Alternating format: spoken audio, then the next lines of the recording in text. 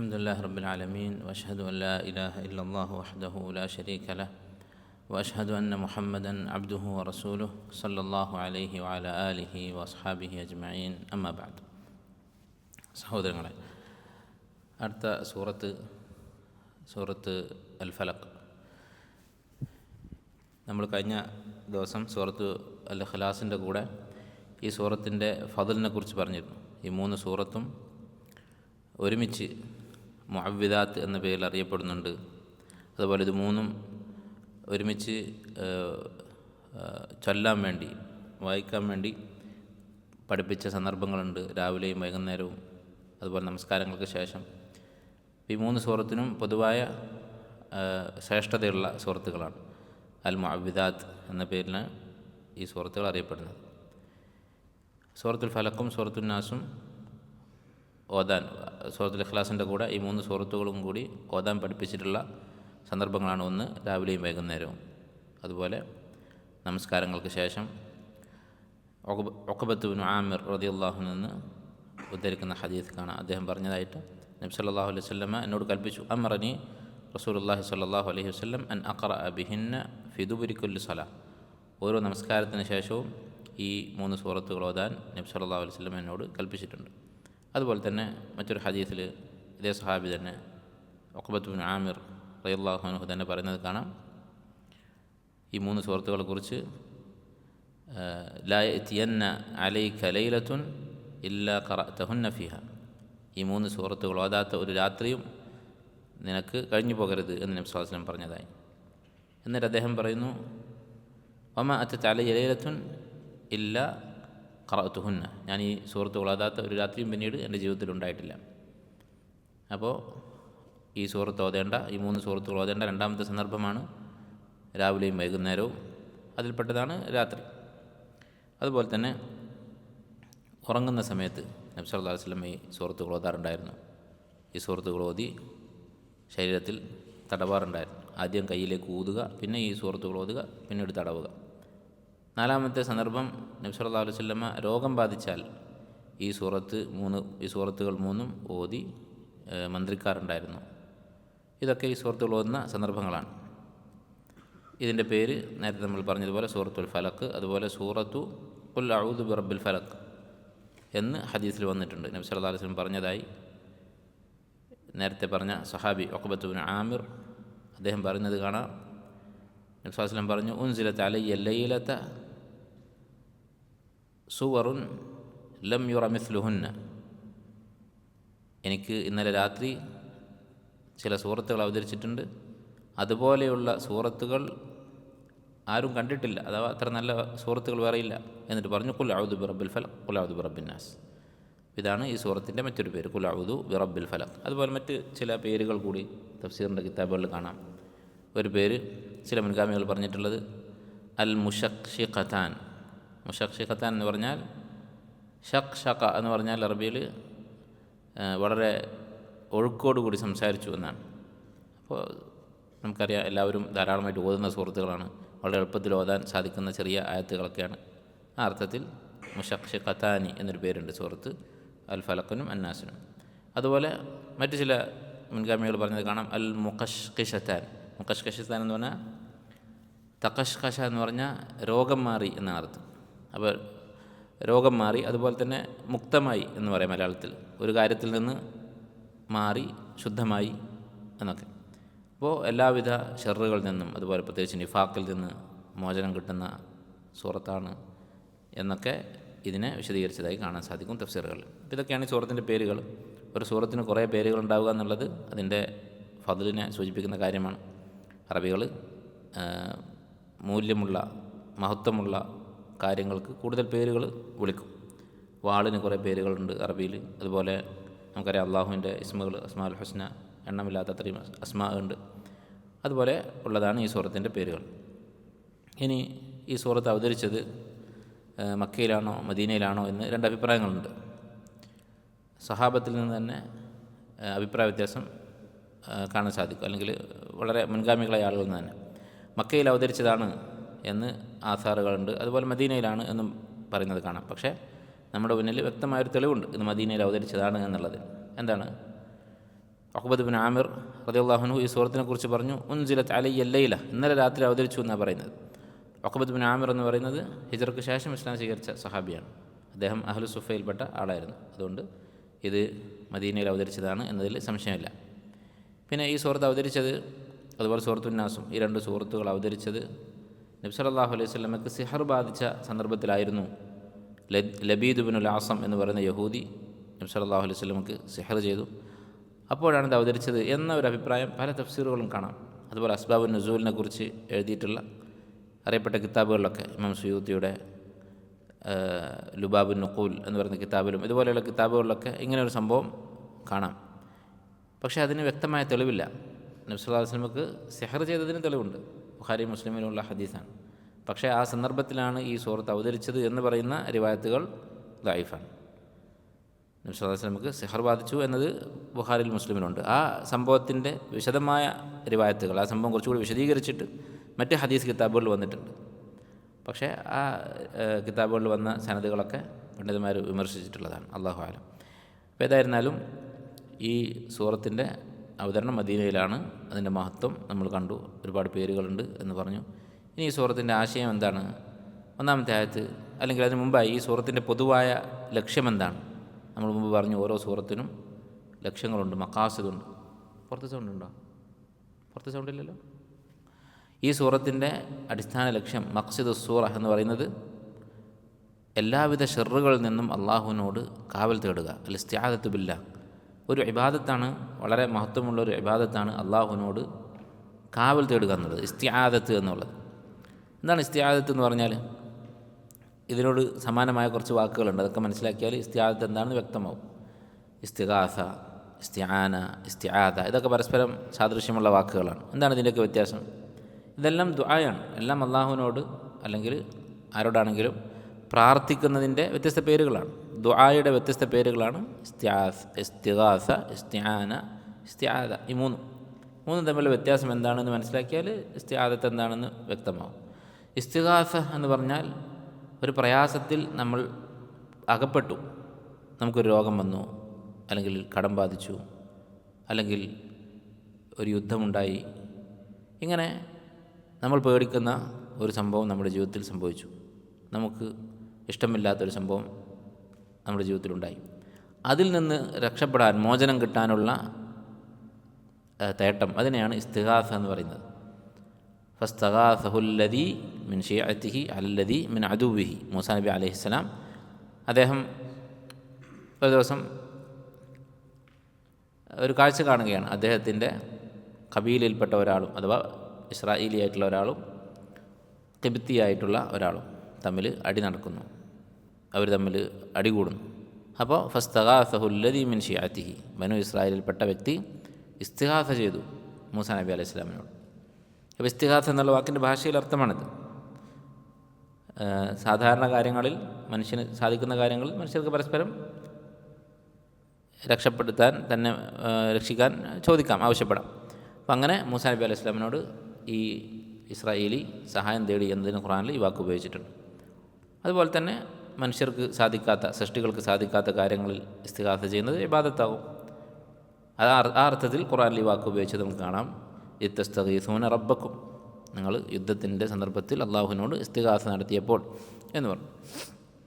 ഇതാണ് ഇസ്തിഗാസ. രണ്ടാമത്തേത് ഇസ്തിആനത്ത്. ഇസ്തിആനത്ത് എന്ന് പറഞ്ഞാൽ അള്ളാഹുവിനോട് സഹായം തേടുക, എന്ത് കാര്യത്തിനുമാവാം. ഇയ്യാക നഅ്ബുദു വഇയ്യാക നസ്തഈൻ വഇദാ ഇസ്തഅൻത ഫസ്തഈൻ ബില്ലാഹ്. നീ സഹായം തേടുകയാണെങ്കിൽ അള്ളാഹുവിനോട് സഹായം തേടുക. ഏതൊരു കാര്യം ചെയ്യാനും നമ്മളൊരാളോട് സഹായം ചോദിക്കുന്നതിനാണ് ഇസ്തആന എന്ന് പറയാം. ഇസ്തആന ബിഹി, ഇസ്തിആനത്ത് എന്ന് പറയാം. ഇസ്തിആദത്ത് എന്ന് പറഞ്ഞാലോ ഒരു ഷെറിൽ നിന്ന് രക്ഷപ്പെടുത്താനുള്ള ചോദ്യമാണ്. പക്ഷെ അത് സംഭവിച്ചിട്ടില്ല, ആ ഷെറ് വരാനിരിക്കുന്നതേ ഉള്ളൂ. ഭാവിയിൽ വരാനിരിക്കുന്ന ഒരു ഷെറിൽ നിന്ന് കാവൽ തേടുന്നതിനാണ് ഇസ്തിആദ എന്ന് പറയുന്നത്. ഐന്, വാവ്, ദാല്, ഈ 3 അക്ഷരങ്ങൾ കൂടി ചേർന്നാൽ വളരെ അടുത്ത് നിൽക്കുക എന്നാണ് അതിൻ്റെ അർത്ഥം. ഒരു അറാബിയോട് ചോദിച്ചതായിട്ട് കാണാം തഫ്സീറിൻ്റെ കിതാബുകളിൽ. ഒരു മാംസത്തിൻ്റെ കന്നുകാലികൾ അറുത്ത് അതിനെ തിന്നുമ്പോൾ, ചുട്ടൊക്കെ തിന്നുമ്പോൾ അതിലേറ്റവും രുചിയുള്ളത് ഏതാണ് എന്ന് ചോദിച്ചപ്പോൾ ഉവ്വദുഹു, അതിൻ്റെ ഉവ്വദ് ആണെന്നാണ്. ഉവ്വദ് എന്ന് പറഞ്ഞാൽ എല്ലിനോട് ഏറ്റവും അടുത്ത ഭാഗം, അതാണ് ഏറ്റവും രുചിയുള്ളത്. അപ്പോൾ ഈ വാക്കിൻ്റെ അർത്ഥം എന്താണെന്ന് മനസ്സിലാക്കാൻ ഈ സംഭവം ഉപകരിക്കും. ഉവ്വത് എന്ന് പറഞ്ഞാൽ എന്താ? എല്ലിനോട് ഏറ്റവും അടുത്തത്. അപ്പോൾ അതുപോലെ നമ്മൾ ആരോടാണോ കാവൽ തേടുന്നത് അവരുടെ അടുത്ത് പോയിട്ടാണ് നമ്മൾ അവരുടെ അടുത്ത് നിന്ന് ഈ ഷെറിൽ നിന്ന് രക്ഷപ്പെടുക. അവരോട് അടുത്തുകൊണ്ട് നമ്മൾ പേടിക്കുന്ന കാര്യത്തിൽ നിന്ന് രക്ഷപ്പെടുക. അതാണ് ഇസ്തിആദത്ത് എന്ന് പറയുന്നത്. അപ്പോൾ അള്ളാഹുവിനോട് നമ്മൾ കാവൽ തേടുക എന്ന് പറഞ്ഞാൽ, അള്ളാഹുവെ ഞാനിതാ ഈ ഇന്ന ഷെറിൽ നിന്ന് രക്ഷപ്പെടാൻ വേണ്ടി നിൻ്റെ അടുത്തേക്ക് വരുന്നു എന്നാണ് അതിൻ്റെ അർത്ഥം. എന്നാണ് ഇസ്തിആദത്ത് എന്നുകൊണ്ട് ഉദ്ദേശിക്കുന്നത്. ഖുൽ അഊദു ബിറബ്ബിൽ ഫലഖ്, ഇതാണ് ഒന്നാമത്തെ ആയത്ത്. ഖുൽ എന്ന് പറഞ്ഞാൽ നബി സല്ലല്ലാഹു അലൈഹി വസല്ലമയോടുള്ള കൽപ്പനയാണ്. ആ കൽപ്പന ഉമ്മത്തിന് എല്ലാവർക്കും ബാധകമാണ്. താങ്കൾ പറയുക, അഊദു ഞാൻ കാവൽ തേടുന്നു, ബിറബ്ബിൽ ഫലഖ്. ഫലക്ക് എന്ന് പറഞ്ഞാൽ എന്താണ് അർത്ഥം? ഫലക്ക് എന്നുള്ള വാക്കിന് രണ്ടർത്ഥം തഫ്സീറുകൾ കാണാം. ഒന്ന്, ഇബ്നു അബ്ബാസ് റളിയല്ലാഹു അൻഹു പറഞ്ഞത് കാണാം, അൽ ഖൽഖ്, എല്ലാ സൃഷ്ടികളും എന്നൊരർത്ഥം. എല്ലാ സൃഷ്ടികളും എന്ന് ഇബ്നു അബ്ബാസ് റളിയല്ലാഹു അൻഹു പറഞ്ഞത് കാണാം. എന്തുകൊണ്ടാണ് അങ്ങനെ പറയുന്നത്? ഫലക്ക് എന്നുള്ള വാക്കിൻ്റെ ഭാഷയിലെ അർത്ഥം മനസ്സിലാക്കിയാൽ മനസ്സിലാവും എന്തുകൊണ്ടാണ് ഇബ്നു അബ്ബാസ് റളിയല്ലാഹു അൻഹു അങ്ങനെ പറഞ്ഞത് എന്നുള്ളത്. ഭാഷയിൽ ഫലക്ക എന്ന് പറഞ്ഞാൽ പിളർത്തി എന്നാണ് അർത്ഥം. കുറച്ചുകൂടി കൃത്യമായിട്ട് പറഞ്ഞാൽ അൽ ഫസ്ലു ബിഖുവ, ശക്തമായി വേർപിരിക്കുക, അടർത്തി മാറ്റുക എന്നാണ് ഫലക്ക് എന്നുള്ള വാക്കിൻ്റെ അർത്ഥം. ഈ അർത്ഥത്തിലാണ് ആയിഷ റളിയല്ലാഹു അൻഹ ഈ വാക്ക് ഉപയോഗിച്ചതായിട്ട് കാണുന്നത്. ഹദീസിൽ കാണാം, ഹദീസുൽ ഇഫ്ക്, ആയിഷ ബീവിക്കെതിരെ വ്യഭിചാര ആരോപണമുണ്ടായ കഥ വിവരിക്കുന്ന ഹദീസ്, ബുഖാരിയിലും മുസ്ലിമിലൊക്കെയുള്ള ദീർഘമായ ഹദീസ്. അതിൽ ആയിഷ റളിയല്ലാഹു അൻഹ പറയുന്നത് കാണാം, ഖാദ അൽ ബുക്കാഉ യഫ്ലിഖ കബിദി, കരച്ചിൽ എൻ്റെ കരളിനെ പിളർത്താറായി. അങ്ങനെ കരഞ്ഞിട്ട് ഒരു മാസത്തോളം അവർ ഇരുന്ന് കരയാണ്. അങ്ങനെ കരഞ്ഞ് എൻ്റെ കരൾ പിളർന്നു പോവാറായി. അപ്പോൾ പിളരുക, വേർപിരിക്കുക, അടർത്തി മാറ്റുക എന്നൊക്കെയാണ് ഈ വാക്കിൻ്റെ അർത്ഥം. ഈ മൂന്നക്ഷരങ്ങളും ഫ, ലാമ്, ഖാഫ്, ഇത് കൂടി ചേർന്നിട്ടുണ്ടാകുന്ന വാക്കുകൾ, അതിൻ്റെ തർത്തീബ് തെറ്റിയാൽ പോലും, ഈ മൂന്നക്ഷരവും ഓർഡർ മാറിയാൽ പോലും ഒരു ശക്തമായിട്ടൊരു കാര്യം ചെയ്യുക എന്നുള്ള അർത്ഥം ഉണ്ടാവും. അറബിയുടെ പ്രത്യേകതയാണ്, മൂന്നക്ഷരങ്ങൾ കൂടി ചേർന്നിട്ട് ഉണ്ടാകുന്ന വാക്കുകൾക്ക് പൊതുവായ അർത്ഥമായിരിക്കും. ഇനി ഈ മൂന്നക്ഷരങ്ങളുടെ ഓർഡർ മാറ്റിയാലും പൊതുവായ അർത്ഥമല്ലെങ്കിലും സാദൃശ്യമുള്ള അർത്ഥമായിരിക്കും.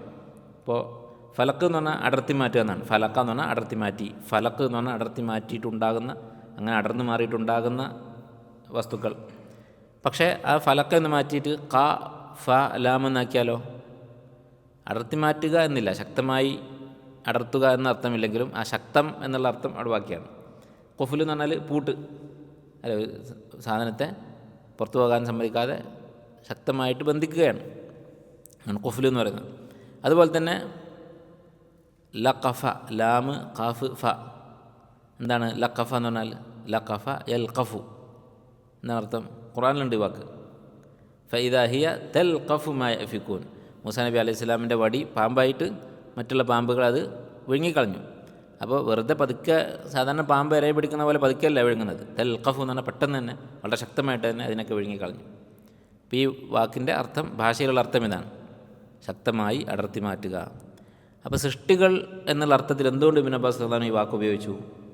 അത് അവരുടെ ഫിഖ്ഹ്, പ്രത്യേകിച്ച് അറബി ഭാഷയിലുള്ള പാണ്ഡിത്യം എത്രയുണ്ട് എന്ന് മനസ്സിലാക്കി തരുന്നൊരു സംഭവമാണിത്.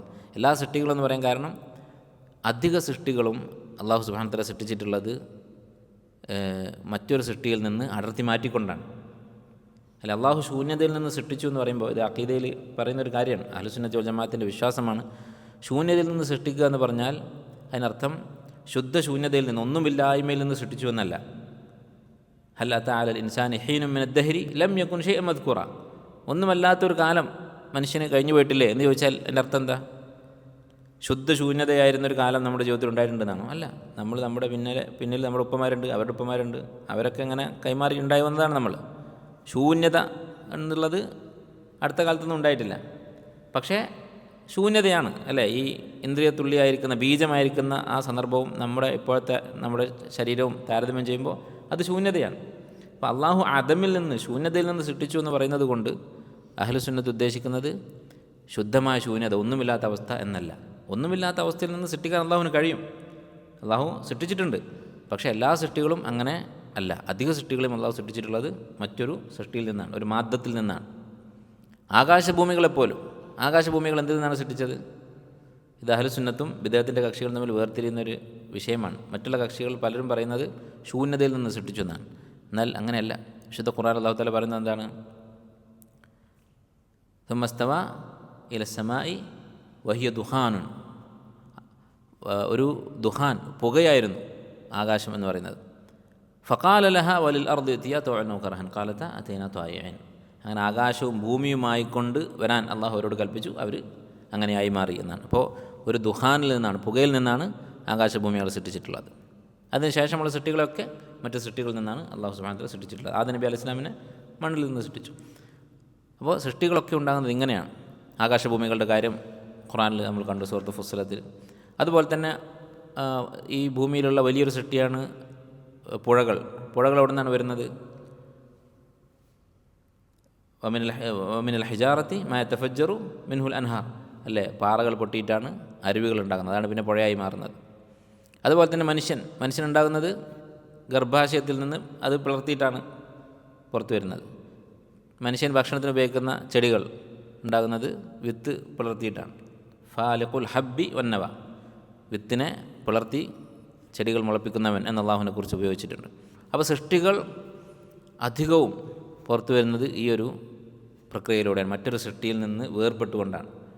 അതുകൊണ്ടാണ് ഇബ്നു അബ്ബാസ് റളിയല്ലാഹു അൻഹു റബ്ബുൽ ഫലക്ക് എന്നുള്ളതിൻ്റെ അർത്ഥം അൽ ഖൽഖ് കുല്ലുഹും, എല്ലാ സൃഷ്ടികളും എന്ന് പറയാനുള്ള കാരണം, എല്ലാ സൃഷ്ടികളുടെയും റബ്ബായ അള്ളാഹു. ഇതേ ഇബ്നു അബ്ബാസ് റളിയല്ലാഹു അൻഹു തന്നെ ഈ ആയത്ത് വിശദീകരിച്ചുകൊണ്ട് അൽ ഫലക്ക് എന്ന് പറഞ്ഞാൽ അസ്സബാഹ്, പ്രഭാതം എന്ന് പറഞ്ഞതും കാണാം.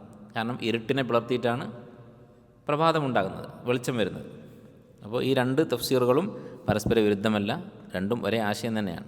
കാരണം പ്രഭാതം ഒരു സൃഷ്ടിയാണ്. അപ്പോൾ ഇതാണ് ഈ ആയത്തിൻ്റെ അല്ലെങ്കിൽ ഈ വാക്കിൻ്റെ അർത്ഥം. റബ്ബുൽ ഫലക്ക് എന്ന് പറഞ്ഞാൽ എല്ലാ സൃഷ്ടികളുടെയും റബ്ബ്. ഖുൽ അഊദു ബി റബ്ബിൽ ഫലക്ക്. അപ്പോൾ അള്ളാഹുവിനോട് കാവൽ തേടാൻ വേണ്ടിയാണ് നബി സ്വല്ലല്ലാഹു അലൈഹി വസല്ലമയോട് അള്ളാഹു തആല കൽപ്പിക്കുന്നത്. എന്തിൽ നിന്നാണ് കാവൽ തേടേണ്ടത്? നമ്മൾ പറഞ്ഞു ഇസ്തിആദത്ത് എന്ന് പറഞ്ഞാൽ നമ്മൾ പേടിക്കുന്ന, നമ്മുടെ മുന്നിൽ വരാനിരിക്കുന്ന ഒരു ഷെറിൽ നിന്ന് കാവൽ തേടുകയാണ്. എന്താണ് ഷെറ്? മിൻ ഷർരി മാ ഖലഖ്. മാ എന്ന് പറഞ്ഞാൽ അറബിയിൽ ഇസ്മുൽ മൗസൂൽ എന്ന് പറയും. അൽ ഇസ്മുൽ മൗസൂൽ എന്ന് പറഞ്ഞാൽ എന്താ? എല്ലാം എന്നർത്ഥം കിട്ടുന്ന ഒരു വാക്കാണ്. മിൻ ഷർരി മാ ഖലഖ്, അള്ളാഹു സൃഷ്ടിച്ച എന്തൊക്കെ ഷെറുണ്ടോ അതിൽ നിന്നെല്ലാം. അപ്പോൾ അള്ളാഹു സുബ്ഹാനഹു വ തആലയുടെ സൃഷ്ടികളിൽ ഷെറുണ്ടാകുമോ? ഇത് പലതവണ നമ്മൾ ഖദറിനെ കുറിച്ച് പറഞ്ഞപ്പോൾ വിശദീകരിച്ചിട്ടുള്ളതാണ്. അള്ളാഹു സുബ്ഹാനഹു വ തആല ഒരു വസ്തുവിനെ സൃഷ്ടിക്കുക എന്നുള്ള ആ പ്രവൃത്തിയിൽ, അള്ളാഹുവിൻ്റെ സൃഷ്ടിപ്പിൽ ഒരു ഷെറുമില്ല. പക്ഷേ സൃഷ്ടിക്കപ്പെട്ട ആ വസ്തു ഷെറാവാൻ സാധ്യതയുണ്ട്. ചില വസ്തുക്കൾ ഷെറായിരിക്കും. ഉദാഹരണത്തിന് ഇബ്ലീസിനെ സൃഷ്ടിക്കുക എന്നുള്ളത്, അള്ളാഹു ഇബ്ലീസിനെ സൃഷ്ടിച്ചല്ലോ, ആ സൃഷ്ടിക്കുക എന്നുള്ള പ്രവൃത്തി തിന്മയാണോ? അല്ല. എന്നാൽ ഇബ്ലീസ് എന്നുള്ളത് തിന്മയാണ്. ഇബ്ലീസിനെ അനുസരിക്കുന്ന ആളുകൾക്ക് തീർച്ചയായും തിന്മയാണ്. എന്നാൽ അള്ളാഹു ഇബ്ലീസിനെ സൃഷ്ടിച്ചു എന്നുള്ളത് തിന്മയാണോ നന്മയാണോ? നന്മയാണ്. അള്ളാഹുവിൻ്റെ എല്ലാ പ്രവൃത്തികളും നന്മയാണ്. എന്തുകൊണ്ടാണ് നന്മയാകുന്നത് ഇബ്ലീസിനെ സൃഷ്ടിച്ചത്? ഇബ്ലീസിനെ സൃഷ്ടിക്കുക എന്നുള്ളത് അള്ളാഹുവിൻ്റെ പരീക്ഷണമാണ്. ആ പരീക്ഷണത്തിൽ വിജയിച്ചവർ, ഇബ്ലീസിനെ അനുസരിക്കാതെ ഇത് മനസ്സിലാക്കി ഇത് നമ്മുടെ ശത്രുവാണെന്ന് തിരിച്ചറിഞ്ഞ് ജീവിച്ചവർ, അവർക്ക് അള്ളാഹു സ്വർഗം ഉണ്ടാക്കിയിട്ടുണ്ട്. മനുഷ്യനെ അള്ളാഹു പരീക്ഷിക്കാൻ വേണ്ടിയാണ് ഇബ്ലീസിനെ സൃഷ്ടിച്ചത്. മനുഷ്യനെ പരീക്ഷിക്കുക എന്നുള്ളത് നന്മയാണോ? തീർച്ചയായും നന്മയാണ്. അപ്പോൾ ഇബ്ലീസിനെ സൃഷ്ടിക്കുക എന്നുള്ളത് നന്മയാണ്. പക്ഷേ ഇബ്ലീസ് എന്നുള്ളത് ഷർറാണ്, ഇബ്ലീസിനെ അനുസരിക്കുന്ന ആളുകളെ സംബന്ധിച്ചിടത്തോളം. അപ്പോൾ ആ അർത്ഥത്തിലാണ് ഈ പറയുന്നത് മിൻ ഷർരി മാ ഖലഖ്. അള്ളാഹു സൃഷ്ടിച്ച വസ്തുക്കൾ എന്തൊക്കെ തിന്മയുണ്ടോ അതിൽ നിന്നെല്ലാം ഞാൻ കാവൽ തേടുന്നു. അപ്പോൾ ഇത് പൊതുവായ ഒരു പ്രയോഗമാണ്. മിൻ ഷർരി മാ ഖലഖ്, എന്തൊക്കെ സൃഷ്ടികളുണ്ടോ അതിൻ്റെ എല്ലാം ഷെറിൽ നിന്ന് എന്നാണ് പറയുന്നത്. അപ്പോൾ ഈ ആശയത്തിൻ്റെ വിശാലത ഈ ആയത്ത് ഓതുമ്പോൾ നമ്മൾ മനസ്സിൽ ഓർക്കണം, അല്ലേ? തിന്മകളെന്ന് പറയുന്നത് നമ്മൾ പ്രതീക്ഷിക്കുന്ന വസ്തുക്കളും പ്രതീക്ഷിക്കുന്ന ആളുകളും പ്രതീക്ഷിക്കുന്ന കാര്യങ്ങളും മാത്രമായിക്കൊള്ളുന്നില്ല. ചിലപ്പോൾ നമ്മൾ ഏറ്റവും അധികം ഇഷ്ടപ്പെടുന്ന ഒരാളുടെ ഭാഗത്തു നിന്നായിരിക്കും നമുക്കൊരു ഷെറുണ്ടാകുന്നത്. ഇന്ന മിൻ അസ്വാജിക്കും ഔലാദിക്കും അദുവല്ലക്കും. നിങ്ങളുടെ ഭാര്യമാരും മക്കളും, ഒരു മനുഷ്യനോട് ഏറ്റവും അടുത്ത ആളുകളാണ് ഈ രണ്ടുപേര്, ഭാര്യമാരും മക്കളും. അവരിൽ നിങ്ങൾക്ക് ശത്രുക്കളുണ്ടാകും. അതുപോലെ സുഹൃത്തുക്കൾ, അൽ അഖില്ലാഉ യൗമഇദിൻ ബഅദുഹും ലിബഅദിൻ അദു. അഖില്ല എന്നാണ് ഉപയോഗിച്ചത്, ഖലീൽ. അസ്തിഖാ എന്നല്ല, കൂട്ടുകാരെന്നല്ല. എന്താ ഖലീൽ എന്ന് പറഞ്ഞാൽ? ഖലീൽ എന്ന് പറഞ്ഞാൽ ഏറ്റവും അടുത്ത സുഹൃത്ത്. ആ വാക്ക് തന്നെ ഉണ്ടായത് തഖല്ലല എന്ന് പറഞ്ഞാൽ ഇടകലർന്നു എന്നാണ് അർത്ഥം. തഖല്ലല, ഇടകലർന്നു. അപ്പോൾ ഹൃദയങ്ങൾ തമ്മിൽ കോർന്ന് നിൽക്കുന്ന ആളുകൾ, ചേർന്ന് നിൽക്കുന്ന ആളുകൾ, അതാണ് ഖലീൽ എന്ന് പറഞ്ഞാൽ അങ്ങേയറ്റത്തെ സുഹൃത്തുക്കൾ. അങ്ങനെയുള്ള ആത്മാർത്ഥ സുഹൃത്തുക്കൾ എന്താവും? യൗമഇദിൻ ബഅദുഹും ലിബഅദിൻ അദു, ശത്രുക്കളായി മാറും. കാരണം അവർ ദുനിയാവിൽ മാസിയത്തുകളുടെ കാര്യത്തിൽ പരസ്പരം സഹായിച്ചവരാണ്, സഹകരിച്ചവരാണ്. അപ്പോൾ സുഹൃത്തുക്കൾ ഷർറായി മാറും, ഭാര്യമാരും മക്കളും ഷർറായി മാറും. അതുപോലെ നമ്മുടെ സമ്പത്ത് ചിലപ്പോൾ നമുക്ക് ഷർറായി മാറും. വനബ്ലൂക്കും ബിശ്ശർരി വൽ ഖൈരി ഫിത്ന. ഷെറ് കൊണ്ടും ഹൈർ കൊണ്ടും നിങ്ങളെ പരീക്ഷിക്കും. എന്ന് പറഞ്ഞാൽ ലാഹിറായിട്ട് നമുക്ക് ഷെറായി തോന്നുന്ന കാര്യങ്ങൾ കൊണ്ടും ലാഹിറായിട്ട് നമുക്ക് ഹൈറായി തോന്നുന്ന കാര്യങ്ങൾ കൊണ്ടും അള്ളാഹു പരീക്ഷിക്കും. വിജയിച്ചാൽ ലാഹിറിൽ ഷെറായ കാര്യം ഹൈറായി മാറും, പരാജയപ്പെട്ടാൽ ലാഹിറിൽ ഹൈറായിട്ട് തോന്നുന്ന കാര്യം ഷെറായി മാറും. അപ്പോൾ ദുനിയാവിൽ ഏത് വസ്തുവിലാണ് ഷെറ് ഒളിഞ്ഞു കിടക്കുന്നത് നമുക്കറിയില്ല. എന്ന് മാത്രമല്ല, ചില പണ്ഡിതന്മാർ പറയുന്നത് കാണാം, ഈ ആയത്ത് ഓതുമ്പോൾ മിൻ ശർരി മാ ഖലഖ് എന്ന് പറയുമ്പോൾ നമ്മൾ ആദ്യം ഓർക്കേണ്ടത് നമ്മളെ തന്നെയാണ്. അല്ല, നമ്മുടെ സ്വന്തം നഫ്സ്, അതിലൊരുപാട് ഷെറുകളുണ്ടാവും. അല്ല, ഇമാം ഇബ്നുൽ ഖയ്യിം റഹിമഹുല്ലാഹ് പറയുന്നത് കാണാം, അദ്ദേഹത്തിൻ്റെ മദാരിജ് സാലിക്കിൻ എന്ന കിതാബിൽ. അജ്മഅ അൽ ആരിഫൂൻ, പണ്ഡിതന്മാർ ഏകോപിച്ചിട്ടുണ്ട്, അന്ന അഅദാഇൽ ഇൻസാൻ നഫ്സുഹു ലത്തി ബൈന ജംബൈഹി, മനുഷ്യൻ്റെ ഏറ്റവും വലിയ ശത്രു എന്ന് പറയുന്നത് അവൻ്റെ രണ്ട് തോളുകൾക്കിടയിലുള്ള, അഥവാ മനസ്സ് എന്ന് പറയുന്ന ഈ സംഗതിയാണ്. അവൻ്റെ മനസ്സാണ് അവൻ്റെ ഏറ്റവും വലിയ ശത്രു എന്ന കാര്യത്തിൽ പണ്ഡിതന്മാർ ഏകോപിച്ചിട്ടുണ്ട്. അപ്പോൾ എന്താ ഈ പറഞ്ഞതിൻ്റെ അർത്ഥം? ഇത് വെറുതെ ഒരു ആലങ്കാരിക പ്രയോഗം, അതിശയോക്തി പ്രയോഗം നടത്തിയതാണോ? അല്ല. നമ്മൾ നരകത്ത് പോകാൻ കാരണം എന്താണ്? നഊദു ബില്ലാഹ്, പോകുന്നവർ പോകാൻ കാരണം എന്താണ്? അവനവൻ്റെ അമൽ മാത്രമാണ്. നമ്മുടെ ഏതെങ്കിലും ഒരു ശത്രുവിന് നമ്മെ നരകത്ത് കൊണ്ടുപോയിടാൻ സാധിക്കുമോ? ഇപ്പോൾ നമ്മൾ പേടിക്കുന്ന ഒരു ഭരണാധികാരി, അല്ലെങ്കിൽ നമ്മളുടെ ശത്രുവായ ഒരു അയൽവാസി ഉണ്ടെന്ന് വിചാരിക്കുക, നമ്മുടെ മേലുദ്യോഗസ്ഥരുണ്ടെന്ന് വിചാരിക്കുക, ഇവർക്ക് ആർക്കെങ്കിലും നമ്മൾ നരകത്തിൽ കൊണ്ടുപോയിടാൻ സാധിക്കുമോ? സാധിക്കില്ല. അവരെ കൊണ്ട് സാധിക്കുക പരമാവധി നമ്മൾ കൊല്ലാൻ സാധിച്ചേക്കും, അതിനപ്പുറത്തൊന്നും ചെയ്യാൻ സാധിക്കില്ല. പക്ഷേ അനന്തമായ കാലത്തോളം നരകത്തിൽ പോയി കിടക്കാൻ, അനന്തമായ കാലം എല്ലാവിധ സുഖങ്ങളും അനുഭവിച്ച് കഴിയേണ്ട സ്വർഗ്ഗം നഷ്ടപ്പെടുത്താൻ ആർക്കാ സാധിക്കുക? നമുക്ക്, വേറെ ആർക്കുമല്ല. അതാണ് ഇബ്നുൽ ഖയ്യിം റഹിമഹുല്ലാഹ് ഉദ്ദേശിച്ചത്, വെറുതെ പറഞ്ഞതല്ല. അപ്പോൾ നമ്മൾ സ്വന്തം നഫ്സിൻ്റെ ഷെറും ഓർക്കുക. കാരണം ഇത് അധികം ആളുകളും ഓർക്കാത്ത കാര്യമാണ്. അതുകൊണ്ടാണ് അത് പ്രത്യേകം ചില പണ്ഡിതന്മാർ സൂചിപ്പിച്ചത്. മിൻ ശർരി മാ ഖലഖ് വ മിൻ ശർരി ഗാസിഖിൻ ഇദാ വഖബ്. അപ്പോൾ മിൻ ശർരി മാ ഖലഖ് എന്ന് പറയുമ്പോൾ ധാരാളം തിന്മകൾ ഈ ലോകത്തുണ്ട് എന്നുള്ള ബോധം നമുക്കുണ്ടാവണം എന്നാണ് ഈ ആയത്തിൻ്റെ ഒരു താല്പര്യം. ഒന്നാമത് തിന്മകൾ ധാരാളം ഉണ്ട് എന്നുള്ള ബോധം വേണം. രണ്ടാമത് അതിൽ നിന്ന് രക്ഷ തേടാൻ അള്ളാഹു മാത്രമേ ഉള്ളൂ എന്നുള്ള ബോധവും നമുക്ക് വേണം. ഈ രണ്ട് കാര്യങ്ങൾ ഈ ആയത്ത് ഓതുമ്പോൾ നമ്മുടെ മനസ്സിൽ ഓർമ്മ വരണം. എന്നിട്ട് അള്ളാഹുവിനോട് കാവൽ തേടണം. ഇതാണ് നബി സല്ലല്ലാഹു അലൈഹി വസല്ലമയുടെ മാർഗ്ഗം. നബി സല്ലല്ലാഹു അലൈഹി വസല്ലമ ധാരാളമായി അള്ളാഹുവിനോട് കാവൽ തേടിയിരുന്നു, ഇസ്തിഹാദത്ത് നടത്തിയിരുന്നു. ഒരാളുടെ മഹത്വം കൊണ്ട് ഈ ദുനിയാവിലെ ഷെറുകളിൽ നിന്ന് രക്ഷപ്പെടണമെങ്കിൽ നബി സല്ലല്ലാഹു അലൈഹി വസല്ലമ രക്ഷപ്പെടണമായിരുന്നു. അല്ല, അതിനേക്കാൾ മഹത്വമുള്ളൊരു വ്യക്തി ഇനിയില്ല. നബി സല്ലല്ലാഹു അലൈഹി വസല്ലമയെക്കുറിച്ച് അബൂ സഈദ് അൽ ഖുദരി റളിയല്ലാഹു അൻഹു പറയുന്നത് ഇമാം തിർമിദി ഉദ്ധരിച്ച ഹദീസിൽ കാണാം. ഷെയ്ഖ് അൽബാനി റഹിമഹുല്ലാഹ് സ്വഹീഹാക്കിയ ഹദീസാണ്. അവിടുന്ന് പറയുന്നു, അബൂ സഈദ് അൽ ഖുദരി പറയുന്നു, ഖാന നബി സല്ലല്ലാഹു അലൈഹി വസല്ലം യതഅവ്വദു, നബി സല്ലല്ലാഹു അലൈഹി വസല്ലം കാവൽ തേടാറുണ്ടായിരുന്നു, മിനൽ ജിന്നി വ ഐനിൽ ഇൻസാൻ, ജിന്നുകളിൽ നിന്നും മനുഷ്യൻ്റെ കണ്ണേറിൽ നിന്നും, ഹത്താ നസലത്ത് അൽ മുഅവ്വിദതാൻ, ഈ രണ്ട് സൂറത്തുകൾ അവതരിക്കുന്നത് വരെ നബി സല്ലല്ലാഹു അലൈഹി വസല്ലം പല രീതിയിൽ പ്രാർത്ഥിക്കുമായിരുന്നു. എല്ലാവിധ ഷെറുകളിൽ നിന്നും, ജിന്നിൻ്റെയും മനുഷ്യരുടെ കണ്ണേറിൻ്റെയും ഒക്കെ ഷെറിൽ നിന്ന് കാവൽ തേടുമായിരുന്നു. ഈ സൂറത്ത് അവതരിച്ചപ്പോൾ ഫലം നസലത അഖദ ബിഹിമ വ തറക മാ സിവാഹുമ, ഈ രണ്ട് സൂറത്ത് ഉപയോഗിച്ച് ഇസ്തിആദത്ത് നടത്താൻ തുടങ്ങി. മറ്റുള്ള സൂറത്തുകളൊക്കെ മറ്റുള്ള നബി സല്ലല്ലാഹു അലൈഹി വസല്ലം ചെയ്തിരുന്ന പ്രാർത്ഥനകളൊക്കെ അവസാനിപ്പിച്ചു. അപ്പോൾ ഈ രണ്ട് സൂറത്തിൻ്റെ ഫളായിലുകളായിട്ട് നമ്മൾ പറഞ്ഞ് ആ കൂട്ടത്തിൽപ്പെട്ട ഒരു കാര്യമാണിത്. നബി സല്ലല്ലാഹു അലൈഹി വസല്ലം ഏറ്റവും കൂടുതൽ കാവൽ തേടാൻ ഉപയോഗിച്ചിരുന്ന സൂറത്തുകളാണ്. ഒരു ഹദീസിൽ കാണാം, നബി സല്ലല്ലാഹു അലൈഹി വസല്ലം പറഞ്ഞതായി, മാ തുഉവിദ ബിമിസ്ലിഹിമ, ഈ രണ്ട് സൂറത്തുകൾ പോലെ ഒരു മനുഷ്യനും മറ്റൊരു ദിക്ർ കൊണ്ട് ദുആ കൊണ്ടും അള്ളാഹുവിനോട് കാവൽ തേടിയിട്ടില്ല. അപ്പോൾ അവിടെ കണ്ണേറെന്നോ ജിന്നെന്നോ പ്രത്യേകം പറഞ്ഞിട്ടില്ല. എന്തൊക്കെ ഷെറുണ്ടോ, എന്തൊക്കെ നമ്മൾ പേടിക്കുന്നുണ്ടോ, അതിൽ നിന്നൊക്കെ ഈ രണ്ട് സൂറത്തുകൾ കൊണ്ട് കാവൽ തേടുക. ഒരു ഹദീസിൽ വന്നതാണ്, ഒരിക്കൽ ശക്തമായ കാറ്റടിച്ചപ്പോൾ നബി സല്ലല്ലാഹു അലൈഹി വസല്ലം ഈ രണ്ട് സൂറത്തുകൾ ഓതാൻ വേണ്ടി കൂടെയുള്ളവരോട് പറഞ്ഞായിട്ട്. അപ്പോൾ എന്തൊക്കെ ഷെറുകൾ നമ്മുടെ മുന്നിൽ വരുന്നുണ്ടോ, എന്തൊക്കെ നമ്മൾ പേടിക്കുന്നുണ്ടോ, ഈ രണ്ട് സൂറത്തും ഓതുക. അതുതന്നെയാണ് കാവൽ തേടാനുള്ള മാർഗ്ഗം. ഖുൽ അഊദു ബിറബ്ബിൽ ഫലഖ് മിൻ ശർരി മാ ഖലഖ് വമിൻ ശർരി ഗാസിഖിൻ ഇദാ വഖബ് വമിൻ ശർരി നഫ്ഫാഥാതി ഫിൽ ഉഖദ് വമിൻ ശർരി ഹാസിദിൻ ഇദാ ഹസദ്. അതുപോലെ സൂറത്തുൻ നാസ്. ഇത് ആവർത്തിച്ച് പാരായണം ചെയ്യുക. മാ തുഉവിദ ബിമിസ്ലിഹിമ, ഇതുപോലെ കാവൽ തേടാൻ വേറെ ഒന്നുമില്ല എന്ന് നബി സല്ലല്ലാഹു അലൈഹി വസല്ലം പറഞ്ഞു. അപ്പോൾ നബി സല്ലല്ലാഹു അലൈഹി വസല്ലം ഇതുകൊണ്ട് ഇസ്തിആദത്ത് ചെയ്തതായി ഹദീസിൽ നമ്മൾ കണ്ടു. ഇനി മറ്റൊരു ഹദീസ് കാണാം, മുസ്ലിം ഉദ്ധരിച്ച സ്വഹീഹായ ഹദീസ്. ഖൗല ബിൻതു ഹക്കീം റളിയല്ലാഹു അൻഹ, അവർ വന്നിട്ട് അവരോട് നബി സല്ലല്ലാഹു അലൈഹി വസല്ലം പറയുകയാണ്, മൻ നസല മൻസിലൻ സുമ്മ ഖാൽ, ആരാണോ ഒരു നാട്ടിൽ പ്രവേശിച്ചപ്പോൾ ഇങ്ങനെ പറഞ്ഞത്. എന്താണ് പറയുന്നത്? അഊദു ബി കലിമാത്തില്ലാഹി താമ്മാത്ത് മിൻ ശർരി മാ ഖലഖ്. ഈ ദിക്ർ ആരാണോ പറഞ്ഞത്, അഊദു, ഞാൻ കാവൽ തേടുന്നു, ബി കലിമാത്തില്ലാഹി താമ്മാത്ത്, അള്ളാഹുവിൻ്റെ സംസാരം കൊണ്ട്, അള്ളാഹുവിൻ്റെ പരിപൂർണമായ വാക്കുകൾ കൊണ്ട്. എന്താണ് അള്ളാഹുവിൻ്റെ സംസാരം എന്ന് പറഞ്ഞാൽ? ഖുർആൻ, അതുപോലെ ഖുർആൻ അല്ലാത്ത അള്ളാഹുവിൻ്റെ സംസാരവും എല്ലാം അതിൽപ്പെട്ടു. അപ്പം അള്ളാഹുവിൻ്റെ സംസാരം എന്നുള്ളത് അള്ളാഹുവിൻ്റെ സിഫത്താണ്. അള്ളാഹുവിൻ്റെ സിഫത്തുകൾ കൊണ്ട് നമുക്ക് രക്ഷ തേടാം, കാവൽ തേടാം. ആരാണോ അള്ളാഹുവിൻ്റെ ഈ കലിമാത്തുകൾ കൊണ്ട് അവൻ്റെ സൃഷ്ടികളുടെ എല്ലാവിധ ഷെറിൽ നിന്നും ഞാൻ കാവൽ തേടുന്നു എന്ന് പറഞ്ഞത്, ലം യദുർറഹു ഷൈഉൻ ഹത്താ യർതഹില മിൻ മൻസിലിഹി ദാലിക്, അവൻ്റെ ആ പ്രദേശത്ത് നിന്ന് അവൻ മാറുന്നത് വരെ, അവിടെ നിന്ന് പുറപ്പെടുന്നത് വരെ ഒരു ഷെറും അവനെ ബാധിക്കുകയില്ല എന്ന് നബി സല്ലല്ലാഹു അലൈഹി വസല്ലം പറഞ്ഞു. അപ്പോൾ സാധാരണ നമ്മൾ ഇപ്പോൾ ഏതെങ്കിലും വിദേശ നാട്ടിലേക്ക് പോകുന്നു, അല്ലെങ്കിൽ നമ്മൾ പേടിക്കുന്ന ഒരു സ്ഥലത്തേക്ക്, ഉപദ്രവങ്ങളുണ്ടാകുന്ന പ്രദേശങ്ങളിലേക്ക് പോകുന്നു, ടൂറൊക്കെ പോകുമ്പോൾ ഈ പ്രാർത്ഥന പ്രാർത്ഥിക്കുക. ഒരു സ്ഥലത്ത് ഇറങ്ങിയാൽ ആദ്യം ഇത് പ്രാർത്ഥിക്കുക, ഔദു ബികലിമാത്തില്ലാഹി താമ്മാത്തി മിൻ ശർരി മാ ഖലഖ്.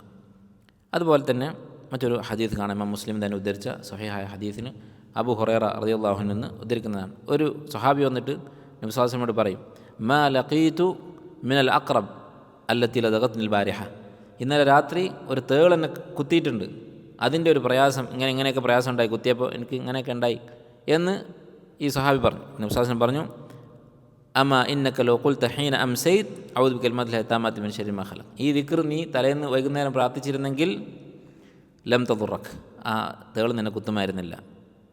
അപ്പോൾ ഇങ്ങനെയുള്ള ജീവികളുടെയൊക്കെ ഉപദ്രവത്തിൽ നിന്ന്, വിഷജന്തുക്കളുടെയൊക്കെ ഉപദ്രവത്തിൽ നിന്നൊക്കെ രക്ഷ കിട്ടാനുള്ള ഒരു തഹ്സീൻ, അതിൽ നിന്ന് കാവൽ തരുന്ന ദിക്റാണ് ഈ ഔദു ബികലിമാത്തില്ലാഹി താമ്മാത്ത്. അപ്പോൾ ഇതെല്ലാം ഇസ്തിആദത്തിൽ പെടുന്നതാണ്. അള്ളാഹുവിനോട് കാവൽ തേടുക എന്നുള്ളത് എല്ലാ ഷെറും അതിൽപ്പെട്ടു.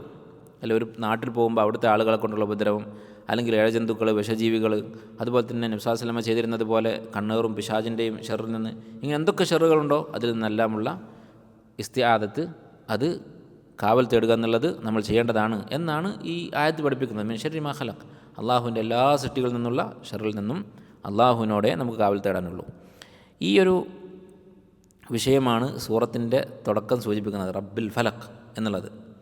എന്തുകൊണ്ടാണ് അള്ളാഹുവിൻ്റെ മറ്റ് ഇസ്മുകളൊന്നും പറയാതെ റബ്ബുൽ ഫലഖ് എന്ന വിശേഷണം ഇവിടെ ഉപയോഗിച്ചത്? അള്ളാഹുവിൻ്റെ ധാരാളം ഇസ്മുകളുണ്ടല്ലോ. ഖുൽ അഊദു ബിർ റഹ്മാൻ എന്ന് പറയാം, ഖുൽ അഊദു ബില്ലാ എന്ന് പറയാം. റബ്ബുൽ ഫലഖ് എന്ന് പറയാൻ കാരണം, ഫലഖ് എന്നതിൻ്റെ അർത്ഥം നമ്മൾ പറഞ്ഞല്ലോ, എന്താണ്? വേർപ്പെടുത്തുക. അപ്പോൾ അള്ളാഹു സുബ്ഹാനഹു വ തആല എല്ലാ കാര്യങ്ങളെയും വേർപ്പെടുത്താൻ, ഒന്നിൽ നിന്ന് മറ്റൊന്നിനെ അടർത്തി മാറ്റാൻ കഴിവുള്ളവനാണ്. അപ്പോൾ നമ്മൾ പേടിക്കുന്ന വസ്തുക്കളിൽ നിന്ന് ആ പേടി മാറ്റി ആശ്വാസം കൊണ്ടുവരാൻ അള്ളാഹുവിന് സാധിക്കും. അല്ല, ഒരു രോഗം നമുക്ക് ബാധിച്ചിട്ടുണ്ട്, വളരെ പേടിപ്പിക്കുന്ന രോഗമാണെന്ന് വിചാരിക്കുക, ക്യാൻസറാണെന്ന് വിചാരിക്കുക, അത് നമ്മിൽ നിന്ന് എടുത്തു മാറ്റാൻ, അതിൽ നിന്ന് നമുക്ക് ആഫിയത്ത് നൽകാൻ അള്ളാഹുവിന് സാധിക്കും. അതുപോലെ നമ്മൾ പേടിക്കുന്നത് നമുക്ക് വരാനിരിക്കുന്ന പ്രയാസങ്ങളെക്കുറിച്ചുള്ള മാനസിക വിഷമങ്ങൾ മാത്രമാണെന്ന് വിചാരിക്കും, ആ വിഷമങ്ങൾ മാറ്റി ആശ്വാസം നൽകാൻ അള്ളാഹുവിന് സാധിക്കും. ഇങ്ങനെ എന്തൊക്കെ വസ്തുക്കളും എന്തൊക്കെ ചിന്തകളും നമ്മുടെ ജീവിതത്തിൽ വരുന്നുണ്ടോ അതിനെയൊക്കെ വേർപ്പെടുത്തി അതിനെ എടുത്തു മാറ്റി അതിന് പകരം നല്ലത് തരാൻ അള്ളാഹുവിന് സാധിക്കും. അതുകൊണ്ടാണ് ഖുൽ അഊദു ബി റബ്ബിൽ ഫലഖ് എന്ന് പറയുന്നത്. ഇസ്തിആദത്തിനോട് യോജിച്ച ഒരു സിഫത്താണ് റബ്ബുൽ ഫലഖ് എന്നുള്ളത്. ഖുൽ അഊദു ബി റബ്ബിൽ ഫലഖ് മിൻ ശർരി മാ ഖലഖ് വ മിൻ ശർരി ഗാസിഖിൻ ഇദാ വഖബ്. ഇനി വിശദമായി ചില ഷെറുകൾ പ്രത്യേകം എടുത്ത് പറയണം.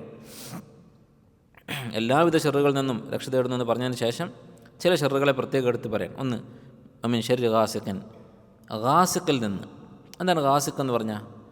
ഗാസിഖ് എന്ന് പറഞ്ഞാൽ രാത്രി. അഖിമി സ്വലാത്ത ലിദുലൂക്കി ശംസി ഇല ഗസഖിൽ ലൈൽ. അപ്പോൾ രാത്രിയുടെ പേരാണ് ഗാസിഖ് എന്നുള്ളത്. അതുപോലെ ചന്ദ്രൻ എന്നും അതിനർത്ഥമുണ്ട്. ഒരു ഹദീസിൽ നബി സല്ലല്ലാഹു അലൈഹി വസല്ലം പറഞ്ഞതായി കാണാം, ആയിഷ റളിയല്ലാഹു അൻഹയ്ക്ക് ചന്ദ്രനെ കാണിച്ചു കൊടുക്കും. എന്നിട്ട് പറയും, ഇസ്തഈദി യാ ആയിഷ ഇസ്തഈദി മിൻ ശർരി ഹാദ, ഇതിൻ്റെ ഷെറിൽ നിന്ന് നീ കാവൽ തേടുക. ഫഇന്നഹു ഹുവൽ ഗാസിഖു ഇദാ വഖബ്. ഖുർആനിൽ അല്ലാഹു പറഞ്ഞ മിൻ ശർരി ഗാസിഖിൻ ഇദാ വഖബ് എന്ന് പറഞ്ഞത് ചന്ദ്രനാണ്. ചന്ദ്രൻ ഉണ്ടാകുന്നത് രാത്രിയിലാണ്. അപ്പോൾ രാത്രി എന്ന് പറയുന്നതിന് സ്വന്തമായിട്ട് ഒരു ഷെറുമില്ല, അല്ലേ? രാത്രി എന്ന് പറയുന്നൊരു സമയമാണ്, പകൽ പോലെ ഒരു സമയം. പക്ഷേ ആ രാത്രിയിലാണ് അധികവും ഷെറുകളും ഉണ്ടാവുക. അതാണ് കാരണം.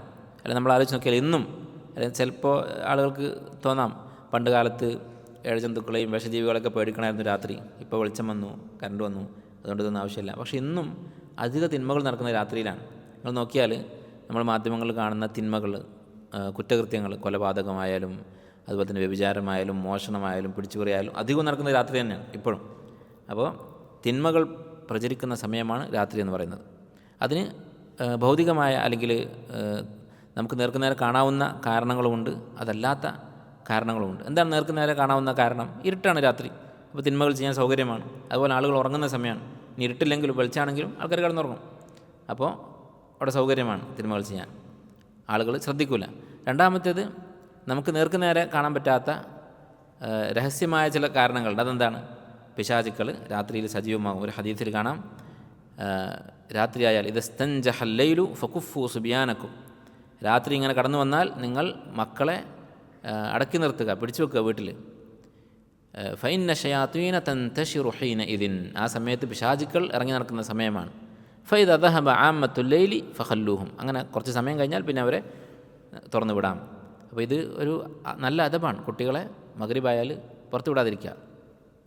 ഇശാക്ക് കഴിഞ്ഞ് കുറച്ച് സമയമായാൽ പിന്നെ പുറത്തു വിടാം, പ്രശ്നമില്ല. രാത്രി തീരെ കുട്ടികൾ പുറത്തിറങ്ങാൻ പാടില്ല എന്നല്ല, മഗ്രിബിൻ്റെ സമയമായാൽ കുട്ടികളെ വീട്ടിലേക്ക് വിളിച്ച് വാതിലടക്കുക എന്നുള്ളത് സുന്നത്താണ്, നബി സല്ലല്ലാഹു അലൈഹി വസല്ലം പഠിപ്പിച്ചിട്ടുള്ള കാര്യമാണ്. അപ്പോൾ രാത്രിയിൽ എന്താണ് ഇവിടെ പറഞ്ഞത്? തൻതശിറു ഫൈന ഷയാത്തീന തൻതശിറു ഹീന ഇതിൻ, പിശാചുക്കൾ ഇറങ്ങി നടക്കുന്ന സമയമാണ്. എന്തുകൊണ്ടാണ് കുട്ടികളുടെ കാര്യം പ്രത്യേകം ഹദീസിൽ പറയാൻ കാരണം? മുതിർന്നവരധികവും ഇങ്ങനെയുള്ള ദിക്റുകളൊക്കെ ചൊല്ലുന്നുണ്ടാകും, രാവിലെയും വൈകുന്നേരമുള്ള ദിക്റും, അതുപോലെ നമസ്കരിക്കുന്ന ആളുകളാണ്, ഖുർആൻ ഓതുന്ന ആളുകളാണ്. കുട്ടികൾക്ക് ഇതൊന്നും ഉണ്ടാവണമെന്നില്ല. അപ്പോൾ പിശാചുക്കൾക്ക് അവരെ ഉപദ്രവിക്കാൻ എളുപ്പമാകും എന്നർത്ഥം. ഇതാണ് രാത്രിയുടെ കാര്യം പറയാൻ കാരണം. വമിൻ ശർരി ഗാസിഖിൻ ഇദാ വഖബ്. അടുത്തതായി പറയുന്ന ഷർറ് വമിൻ ശർരി നഫ്ഫാഥാതി ഫിൽ ഉഖദ്. വമിൻ ശർരി, മറ്റൊരു ഷർറിൽ നിന്ന് നീ കാവൽ തേടുക. എന്തിൻ്റെ? അന്നഫാഥാത്ത്, ഊതുന്നവരുടെ ഷർറിൽ നിന്ന്, ഫിൽ ഉഖദ്, കെട്ടുകളിൽ ഊതുന്നവരുടെ ഷർറിൽ നിന്ന്. എന്താണ് കെട്ടുകൾ ഊതുക എന്ന് പറഞ്ഞാൽ? സിഹറാണ് ഇവിടെ ഉദ്ദേശിക്കുന്നത്. എല്ലാ മുഫസ്സിരിങ്ങളും പറഞ്ഞിട്ടുള്ള കാര്യമാണ്. ഇവിടെ പറയുന്നത് സിഹറിനെ കുറിച്ചാണ്. എന്താണ് സിഹറിനെ കുറിച്ച് കെട്ടുകളിൽ ഊതുക എന്ന് പറയുന്നത്? അതിനു മുമ്പ് സിഹർ എന്താണെന്ന് മനസ്സിലാക്കണം. സിഹർ എന്ന് പറഞ്ഞാൽ അറബി ഭാഷയിൽ മദക്ക വഖഫിയ എന്നാണ് അർത്ഥം. സൂക്ഷ്മമായ കാര്യം, അഥവാ നേർക്കുനേരെ നമുക്ക് കാണാൻ പറ്റാത്ത സബബുകളിലൂടെ സംഭവിക്കുന്ന കാര്യങ്ങൾക്കാണ് സിഹർ എന്ന് പറയുന്നത്. അതുകൊണ്ട് തന്നെ ഈ മാജിക്കിന്, കൺകെട്ട് വിദ്യ, അതിനൊക്കെ സിഹർ എന്ന് അറബിയിൽ പറയും ഭാഷാപരമായി. അപ്പോൾ സിഹർ എന്ന് പറഞ്ഞാൽ നേർക്കുനേരെ നമുക്ക് കാണാൻ പറ്റാത്ത, ഇപ്പോൾ ഒരു വടിയെടുത്ത് ഒരാൾ അടിച്ചാൽ അത് സിഹറല്ല, നേർക്കുനേരെ കാണാൻ പറ്റുന്നുണ്ട് അടി കിട്ടുന്നത്. അതല്ലാത്ത ഒരു ഉപദ്രവം വരുത്തുക. ഇപ്പോൾ ഒരു മാജീഷ്യൻ, അയാൾ ചിലപ്പോൾ ഒരു വടി കൊണ്ട് തന്നെയൊക്കെ അടിക്കുന്നത്, വടി കാണുന്നില്ല, അതിന് സിഹർ എന്ന് പറയും ഭാഷയിൽ. കാരണം നമ്മൾ കണ്ടില്ല ആ വടി വരുന്നത്. അത് ഭാഷാപരമായ അർത്ഥം. ഷറഇൽ സിഹർ എന്ന് പറഞ്ഞാൽ എന്താണ്? പിശാചിനെ ഉപയോഗിച്ചിട്ട് മനുഷ്യരെ ഉപദ്രവിക്കുന്നതിനാണ് സിഹർ എന്ന് പറയാം. പിശാചിനെ ഉപയോഗപ്പെടുത്തി മറ്റുള്ള മഖ്ലൂഖുകളെ, മനുഷ്യരെ ഉപദ്രവിക്കുക. അതെങ്ങനെയാണ് സാധിക്കുക? പിശാചിനെ ഇബാദത്ത് ചെയ്യുന്ന ആളുകളെ പിശാച് സഹായിക്കും. പിശാചിനെ ആരാധിക്കുന്ന ആളുകളെ, പിശാചിന് വേണ്ടി കുഫറാകുന്ന കാര്യങ്ങൾ ചെയ്യുന്ന ആളുകളെ പിശാച് സഹായിക്കും. അത് അല്ലാഹു സുബ്ഹാനഹു വ തആല വിശുദ്ധ ഖുർആനിൽ പറഞ്ഞിട്ടുള്ള കാര്യമാണ്. സാഹിര്യങ്ങളെക്കുറിച്ച് സൂറത്തുൽ ബഖറയിൽ വത്തബഉ മാ തത്ലു ശയാത്തീനു അലാ മുൽക്കി സുലൈമാൻ വമാ കഫറ സുലൈമാൻ വലാകിന്ന ശയാത്തീന കഫറു. പിശാചുക്കൾ കുഫറിലെത്തി. എങ്ങനെ? യുഅല്ലിമൂന അന്നാസ സിഹർ, അവർ ജനങ്ങൾക്ക് സിഹർ പഠിപ്പിച്ചു കൊടുത്തു. എന്താണ് സിഹർ എന്ന് പറഞ്ഞാൽ? എന്നിട്ട് അല്ലാഹു തആല പറയാണ് വമാ ഹും ബിദാരീന ബിഹി മിൻ അഹദിൻ ഇല്ലാ ബിഇദ്നില്ലാഹ്. അല്ലാഹുവിൻ്റെ അനുവാദത്തോടു കൂടി ആ സിഹറിന് ഒരു ഫലവും ഉണ്ടാവുകയില്ല. യുഫർരിഖൂന ബിഹി വയതഅല്ലമൂന മാ യുഫർരിഖൂന ബിഹി ബൈനൽ മർഇ വസൗജിഹി.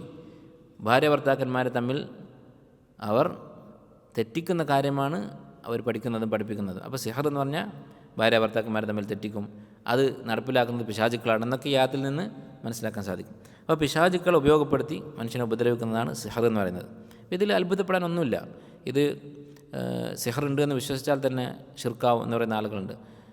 അങ്ങനെ ആവുകയില്ല. എന്താണ് കാരണം? ഷിർക്ക് എന്ന് പറഞ്ഞാൽ സൃഷ്ടികളുടെ കഴിവിൻ്റെ അപ്പുറത്തുള്ള കഴിവ് സൃഷ്ടികൾക്ക് ആരോപിക്കുക. അള്ളാഹുവിന് ഖാസായിട്ടുള്ള കാര്യങ്ങൾ സൃഷ്ടികൾക്ക് ആരോപിക്കുന്നതാണ് ഷിർക്ക് എന്ന് പറയുന്നത്. അങ്ങനെ ആരോപിക്കുന്നില്ല. നമ്മളൊരു മനുഷ്യനെ വിട്ടിട്ട് ഒരാളെ അടിപ്പിക്കുകയാണ്, തല്ലിക്കുകയാണ്. അതിന് പകരം ഒരു ജിന്നിനെ സാഹർ പറഞ്ഞേക്കുന്നു. അതെങ്ങനെയാണ് ഷിർക്കാവുന്നത്? കണ്ണുകൊണ്ട് കാണുന്നില്ല എന്ന് മാത്രം. ഈ പിശാചിനെ അല്ലെങ്കിൽ ഈ ശൈത്താനെ കണ്ണുകൊണ്ട് കാണുന്നില്ല എന്ന് മാത്രം. പക്ഷേ പിശാചുക്കൾ നമ്മുടെ ചുറ്റുമുണ്ട്, ജിന്നുകൾ നമ്മുടെ ചുറ്റുമുണ്ട്, ഓരോ മനുഷ്യൻ്റെ കൂടെയും ഒരു കരീനുണ്ട്. ഇതൊക്കെ ഹദീസ് കൊണ്ട് സ്ഥിരപ്പെട്ട കാര്യങ്ങളാണ്. ആ ജിന്നും ശൈത്താനും അതിനോട് ഇടപഴകാൻ, അവരോട് ചോദിക്കാനും സഹായം തേടാനും ഒന്നും നമുക്ക് അനുവാദമില്ല. പക്ഷേ അനുവാദമില്ലാത്ത കാര്യം മുശ്രിക്കുകളായ ആളുകൾ ചെയ്യുന്നു. സിഹർ ചെയ്യുന്ന ആളുകൾ ഷിർക്കാണ് ചെയ്യുന്നത്. അവർ പിശാചിനെ ആരാധിച്ചുകൊണ്ട് അതിനെ വിട്ട് ഉപദ്രവിപ്പിക്കുന്നു. ഇതാണ് സിഹർ എന്ന് പറയുന്നത്. സിഹറിന് ഹഖീഖത്തുണ്ട്. സിഹർ ഫലിക്കും എന്നതിൽ അഹ്ലുസുന്നത്തി വൽ ജമാഅത്തിന് ഇജ്മാ ഉണ്ട്, തർക്കമില്ല. അത് മുഅ്തസിലിയാക്കളാണ് അതിൽ എതിരഭിപ്രായം പറഞ്ഞിട്ടുള്ളത്, സിഹർ ഫലിക്കയില്ല എന്ന് പറഞ്ഞിട്ടുള്ളത്. കാരണം എന്താ? അവർക്ക് അഖലിന് അമിത പ്രാധാന്യം കൊടുക്കുന്ന ആളുകളാണ്. നമ്മുടെ ബുദ്ധി കൊണ്ട് ബോധ്യപ്പെട്ടാലേ സ്വീകരിക്കുകയുള്ളൂ. അപ്പോൾ സിഹർ എങ്ങനെയാണ് ഫലിക്കുന്നത് എന്നുള്ളത് ബുദ്ധി കൊണ്ട് നമുക്ക് മനസ്സിലാക്കാൻ സാധിക്കുന്നില്ലല്ലോ. അപ്പോൾ സിഹർ ഹഖീഖത്തില്ല. ഇങ്ങനെയാണോ ചെയ്യേണ്ടത്? ഇങ്ങനെയാണെങ്കിൽ നമ്മൾ എത്ര കാര്യങ്ങൾ നിഷേധിക്കേണ്ടി വരും. വിശുദ്ധ ഖുർആനിൽ അള്ളാഹു തആല പറഞ്ഞു തരുന്ന എന്തെല്ലാം കാര്യങ്ങളുണ്ട്. ഇസ്രാ മിഅ്റാജ് നമ്മൾ വിശ്വസിക്കുന്നുണ്ട്. ഇസ്രായിനെ കുറിച്ച് നസ്സായിട്ട് വിശുദ്ധ ഖുർആനിൽ പറഞ്ഞിട്ടുണ്ട്. ഖബർ ശിക്ഷയെക്കുറിച്ച് വിശുദ്ധ ഖുർആനിൽ പറഞ്ഞിട്ടുണ്ട്. അപ്പോൾ ഇതൊക്കെ നമ്മളെങ്ങനെയാണ് വിശ്വസിക്കുന്നത്? ഖബർ കുഴിച്ച് നോക്കിയാൽ ശിക്ഷ നമുക്ക് കാണുന്നുണ്ടോ? അല്ലെങ്കിൽ പിന്നെ ഖബറിലെ ശിക്ഷ എന്ന് പറഞ്ഞാൽ അത് ഖിയാമത്ത് നാൾ വരെ തുടരുമെന്നാണ് നമ്മൾ വിശ്വസിക്കുന്നത്. ഏതാനും ദിവസങ്ങൾ കഴിഞ്ഞാൽ പിന്നെ മയ്യത്തിനെ കാണാൻ പോലും ഇല്ല. പിന്നെ എങ്ങനെയാണ് ഖബർ ശിക്ഷ ഉണ്ടാകുന്നത്? അത് നമുക്കറിയാത്ത കാര്യമാണ്. അതെങ്ങനെയാണെന്നുള്ളത് നമുക്കറിയില്ല. നമുക്ക് എങ്ങനെയാണ് എന്ന് അറിയാൻ സാധിക്കാത്തതെല്ലാം നിഷേധിക്കാൻ നിന്നാൽ നമ്മൾ എന്തൊക്കെ നിഷേധിക്കേണ്ടി വരും? അപ്പോൾ സിഹറിന് ഹഖീഖത്തുണ്ട് എന്നുള്ളത് അഹ്ലുസുന്നത്തിൻ്റെ ഇജ്മാ ഉള്ള കാര്യമാണ്. നബി സല്ലല്ലാഹു അലൈഹി വസല്ലമക്ക് സിഹർ ഫലിച്ചിട്ടുണ്ട്. ഇമാം ബുഖാരി മുസ്ലിം ഉദ്ധരിച്ച ഹദീസിൽ കാണാം. ഇത് പറയുമ്പോൾ ചില ആൾക്കാർക്ക് സംശയമാണ്. നബി സല്ലല്ലാഹു അലൈഹി വസല്ലമക്ക് സിഹർ ഫലിച്ചു എന്ന് പറഞ്ഞാൽ ഖുർആൻ സിഹറാണ് എന്ന് പറയുന്ന മുശ്രിക്കുകളുടെ വാദം ശരിയാവില്ലേ? നബി സല്ലല്ലാഹു അലൈഹി വസല്ലമ മസ്ഹൂറാണ്, ഇൻ തത്തബിഊന ഇല്ലാ റജുലൻ മസ്ഹൂറ, നിങ്ങൾ മസ്ഹൂറായ ഒരു മനുഷ്യനാണ് പിന്തുടരുന്നത് എന്ന് മുശ്രിക്കുകൾ പറഞ്ഞത് അത് ശരിയാവുകയില്ലേ എന്ന് ചോദിക്കാറുണ്ട്. അതൊരു ന്യായമായ സംശയമാണ്. അതിന് ഉത്തരം എന്താണ്? ഷെയ്ഖ് അൽബാനി റഹിമഹുല്ലാഹ് പറഞ്ഞത് കാണാം. അതുപോലെ പല പണ്ഡിതന്മാർ വിശദീകരിച്ചത് കാണാം. നബി സല്ലല്ലാഹു അലൈഹി വസല്ലമക്ക് ബാധിച്ച സിഹർ എന്ന് പറയുന്നത് എന്തായിരുന്നു? ഒറ്റ കാര്യമാണ് സംഭവിച്ചത്. ചില കാര്യങ്ങൾ ചെയ്തിട്ടില്ല, അല്ലെങ്കിൽ ചെയ്തിട്ടില്ല എന്നും ചെയ്യാത്തത് ചെയ്തു എന്നും തോന്നുക. ഏത് ഭാര്യയുടെ വീട്ടിലേക്കാണ് പോയത് എന്ന് അറിയാത്ത അവസ്ഥ, ഒരു മറവി. ഇത് മാത്രമാണ് നബി സല്ലല്ലാഹു അലൈഹി വസല്ലമക്ക് സംഭവിച്ചത്. അതിൽ കൂടുതലൊന്നും ഉണ്ടായിട്ടില്ല. അങ്ങനെ ഉണ്ടാവുക എന്നുള്ളത് നുബുവത്തിന് നിരക്കാത്ത കാര്യമാണോ? അങ്ങനെ ആയിരുന്നെങ്കിൽ നബി സല്ലല്ലാഹു അലൈഹി വസല്ലമ അവിടത്തേക്ക് എതിരായി മുശ്രിക്കുകൾ പറഞ്ഞ വേറെയും ആരോപണങ്ങളുണ്ടല്ലോ. നബി സല്ലല്ലാഹു അലൈഹി വസല്ലമയെ പറ്റി അവർ പറഞ്ഞ മറ്റ് ആരോപണമാണ് അബഅസല്ലാഹു ബശറ റസൂല, മനുഷ്യനെയാണോ റസൂലായിട്ട് പറഞ്ഞത് എന്ന് അവർ ചോദിച്ചിട്ടുണ്ടല്ലോ. അപ്പോൾ നമ്മൾ നബി സല്ലല്ലാഹു അലൈഹി വസല്ലം മനുഷ്യനല്ല എന്ന് പറയാൻ പറ്റുമോ? മക്ക മുശ്രിക്കുകൾ വെറും മസ്ഹൂർ എന്ന് മാത്രമല്ല പറഞ്ഞിട്ടുള്ളത്, ബഷർ, സാധാരണ ഒരു മനുഷ്യൻ. മാ ലിഹാദർ റസൂലി യഅ്കുലു ത്വആം വയംശി ഫിൽ അസ്വാഖ്, എന്ത് നബിയാണത്, ഭക്ഷണം കഴിക്കുന്നു, അങ്ങാടിലൂടെ നടക്കുന്നു, അങ്ങനെയുള്ള ഒരാളെയാണോ നബിയായിട്ട് പറഞ്ഞയച്ചത് എന്ന് അവർ ആരോപിച്ചിരുന്നു. അപ്പോൾ നമുക്ക് പറയാൻ സാധിക്കുമോ നബി സല്ലല്ലാഹു അലൈഹി വസല്ലം ഭക്ഷണം കഴിക്കുന്നില്ല, അങ്ങാടിയിലൂടെ നടന്നിട്ടില്ല എന്ന് പറയാൻ സാധിക്കുമോ? നമ്മൾ പറയുന്നത് എന്താണ്? ആ ഭക്ഷണം കഴിക്കുന്നതും അങ്ങാടിയിലൂടെ നടക്കുന്നതൊന്നും എന്തല്ല, നുബുവത്തിന് എതിരല്ല. അതുപോലെ ഈ മസ്ഹൂർ എന്ന് പറയുന്നത്, മസ്ഹൂർ എന്ന് പറയണമെങ്കിൽ സിഹർ സ്ഥിരമായി ബാധിച്ച ഒരാളായിരിക്കണം. ഒരിക്കൽ സിഹർ ബാധിച്ചു എന്നുള്ളത് ഒരിക്കലും എന്തായിട്ടില്ല, നുബുവത്തിനെ ബാധിച്ചിട്ടില്ല. കുറച്ചുകൂടി വ്യക്തമാക്കാൻ പറ്റുന്നൊരു ഉദാഹരണം ഷെയ്ഖ് അൽബാനി പറയുന്നുണ്ട്. നബി സല്ലല്ലാഹു അലൈഹി വസല്ലമ വിശുദ്ധ ഖുർആൻ മറന്നുപോയിട്ടുണ്ട്. അപ്പോൾ ഒരാൾ പറയാണ് നബി സല്ലല്ലാഹു അലൈഹി വസല്ലമ സാധാരണ മനുഷ്യനായതുകൊണ്ട്, സാധാരണ മനുഷ്യൻ എന്ന് പറഞ്ഞാൽ മഹത്വമില്ലാത്ത മനുഷ്യനെന്നല്ല, മനുഷ്യൻ്റെ പ്രകൃതിയുള്ള ആളായതുകൊണ്ടാണല്ലോ മറവി സംഭവിച്ചത്. അപ്പോൾ ഖുർആൻ അള്ളാഹു ഇറക്കിയ വഹി നബി സല്ലല്ലാഹു അലൈഹി വസല്ലം മറന്നുപോയിട്ടുണ്ടെങ്കിലോ? ഒരിക്കലും മറക്കാത്ത ആളാണെന്ന് ആർക്കെങ്കിലും വാദമുണ്ടോ? ഇല്ല. നബി സല്ലല്ലാഹു അലൈഹി വസല്ലം മറവിയില്ലാത്ത ആളാണ് എന്ന് ആർക്കെങ്കിലും വാദമുണ്ടോ? ഇല്ല. ഇന്നി അൻസക മാ തൻസൂൻ, നിങ്ങൾ മറക്കുന്നത് പോലെ ഞാൻ മറക്കും എന്ന് നബി സല്ലല്ലാഹു അലൈഹി വസല്ലം പറഞ്ഞിട്ടുണ്ട്. അപ്പോൾ ഖുർആനിൽ അള്ളാഹു ഇറക്കിയ വഹയായിട്ട് ഇറക്കിയ കാര്യങ്ങൾ മറന്നുപോയിട്ടുണ്ടെങ്കിലോ എന്ന് പറഞ്ഞാൽ നമുക്കെന്താ മറുപടി പറയാനുള്ളത്? മറന്നിട്ടില്ല, അത്രയേ ഉള്ളൂ പറയാൻ. നബി സല്ലല്ലാഹു അലൈഹി വസല്ലമയുടെ മറവി വഹീനെ ബാധിക്കുകയില്ല. എത്രത്തോളം എന്ന് വെച്ചാൽ ഈ വഹി തന്നെ നബി സല്ലല്ലാഹു അലൈഹി വസല്ലം മറന്നിട്ട് പിന്നീട് തിരിച്ചു വന്ന സംഭവമുണ്ട്. ഒരു സഹാബി വിശുദ്ധ ഖുർആൻ ഓതുന്നത് കേൾക്കും മസ്ജിദിലിരുന്നിട്ട്. അപ്പോൾ നബി സല്ലല്ലാഹു അലൈഹി വസല്ലം പറയും, റഹിമല്ലാഹു ഫുലാനൻ, അള്ളാഹു എന്നെ ആളെ അനുഗ്രഹിക്കട്ടെ, ഫഖദ് അദ്കറനി ബി ആയത്തിൻ കുന്തു ഉൻസീതുഹ, ഞാൻ മറന്നുപോയൊരായത്ത് അയാൾ എന്നെ ഓർമ്മിപ്പിച്ചു, അയാൾ ഒന്ന് കേട്ടപ്പോൾ ആയത്തിന് ഓർമ്മ വന്നു എന്നാണ് പറയുന്നത്. അപ്പോൾ നമ്മൾ ഈ ഹദീസ് എങ്ങനെ വിശദീകരിക്കുക? നമുക്ക് പറയാനുള്ളത്, നബി സല്ലല്ലാഹു അലൈഹി വസല്ലമയുടെ മനുഷ്യപ്രകൃതിയുടെ ഭാഗമായിട്ട് അവിടുന്ന് വല്ലതും മറന്നാൽ ആ മറവി ഒരിക്കലും വഹീനെ ബാധിക്കുകയില്ല. ബാധിക്കാത്ത വിധം അള്ളാഹു തിരിച്ചു കൊണ്ടുവരും, ഓർമ്മിപ്പിക്കും, അത്രയേ ഉള്ളൂ. അതുപോലെ മനുഷ്യപ്രകൃതിയുടെ ഭാഗമാണ് രോഗം വരിക. ആ രോഗങ്ങളിൽപ്പെട്ട ഒരു സംഭവമാണ് സിഹർ എന്ന് പറയുന്നത്. നമുക്ക് ഈ സൂക്ഷ്മ ജീവികളെ കൊണ്ട്, ബാക്ടീരിയയും വൈറസും ഒക്കെ രോഗം ഉണ്ടാക്കുന്നത് പോലെ മറ്റൊരു സബബ്, അതെങ്ങനെ നമുക്കറിയാത്ത ഒരു സബബിലൂടെ ശൈത്താൻ രോഗമുണ്ടാക്കുന്നു. ഇന്ന ശൈത്താൻ യജ്രി മിൻ ഇബ്നി ആദമ മജ്റ ദം, രക്തം സഞ്ചരിക്കുന്ന സ്ഥലത്തോടു കൂടിയൊക്കെ പിശാച് സഞ്ചരിക്കും. അതെങ്ങനെയാണ് നമുക്കറിയില്ല എന്ന് മാത്രം. അപ്പോൾ അങ്ങനെ ഒരു രോഗം നബി സല്ലല്ലാഹു അലൈഹി വസല്ലമക്കുണ്ടായി, അത്രമാത്രം. അത്രയേ ഉള്ളൂ സിഹറിൻ്റെ കാര്യം. അതിൽ യാതൊരു യുക്തിരാഹിത്യവുമില്ല, നുബുവത്തിനെ ബാധിക്കുന്ന പ്രശ്നവുമില്ല. ഇനി ഒമിൻ ശർരി നഫാസാത്തി ഫിൽ ഉഖദ്, കെട്ടുകൾ ഊതുന്നവരെന്ന് പറയാൻ കാരണം എന്താ? കെട്ടുകളും സിഹറും എന്താ ബന്ധം? സാഹചര്യങ്ങൾ അവരുടെ പണി ചെയ്യാൻ വേണ്ടി പിശാചുക്കൾ ഉപയോഗിക്കുമ്പോൾ പിശാചിനോട് അവർ പ്രാർത്ഥിക്കും. അപ്പോൾ സിഹർ എന്ന് പറയുന്നത് ഇതാണ്. സിഹറിൽ ആരാണ് അടിമ, ആരാണ് മുതലാളി? സാഹറാണ് അടിമ. സാഹർ പിശാചിന് ഇബാദത്ത് ചെയ്യുകയാണ്, പിശാചിൻ്റെ മുന്നിൽ താഴ്മ കാണിച്ച് ഇബാദത്ത് ചെയ്യുകയാണ്. അങ്ങനെ പിശാചിനെ പ്രീതിപ്പെടുത്താനുള്ള ദിക്റുകളും പ്രാർത്ഥനകളൊക്കെ ചൊല്ലുമ്പോൾ ഓരോ പ്രാർത്ഥന കഴിഞ്ഞിട്ട് ഒരു കെട്ട് കെട്ടും. അങ്ങനെയാണ് സാഹിര്യങ്ങൾ ചെയ്യുന്നതെന്നാണ് പറയുന്നത്. അതിനെക്കുറിച്ചാണ് ഇവിടെ പറയുന്നത്. അപ്പോൾ സാഹിർ ആരാണ് എന്നുള്ളത് മനസ്സിലാക്കണം. ഇല്ലെങ്കിൽ ചില ആളുകൾ പറയുന്ന പോലെ ഒരു സംശയം നമുക്കുണ്ടാകും. ഈ സിഹറിൻ്റെ ഹക്കീക്കത്ത് നിഷേധിക്കുന്ന ആളുകൾ ചോദിക്കുന്ന ഒരു ചോദ്യമാണ്. അങ്ങനെയാണെങ്കിൽ സാഹര്യങ്ങൾക്ക് സിഹർ ചെയ്തിട്ട് കുറേ പൈസ ഉണ്ടാക്കിക്കൂടെ, അതുപോലെ അവർക്ക് പിന്നെ ഭരണം നേടിക്കൂടെ, അവർക്ക് അങ്ങനെ ചെയ്തുകൂടെ, ഇങ്ങനെ ചെയ്തുകൂടെ എന്നൊക്കെ പറയുന്നതാണ്.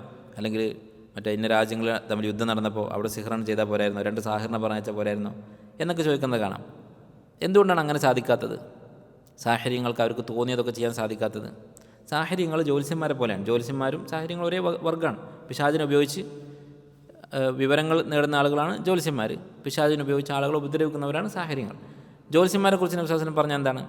അവർക്ക് മലക്കുകൾ തമ്മിൽ നടക്കുന്ന സംഭാഷണം കട്ടുകേട്ട് അറിയിച്ചു കൊടുക്കും ശൈത്താൻ. ഒരു ചെറിയൊരു വാക്ക് അത് വല്ലപ്പോഴാണ് കിട്ടുക.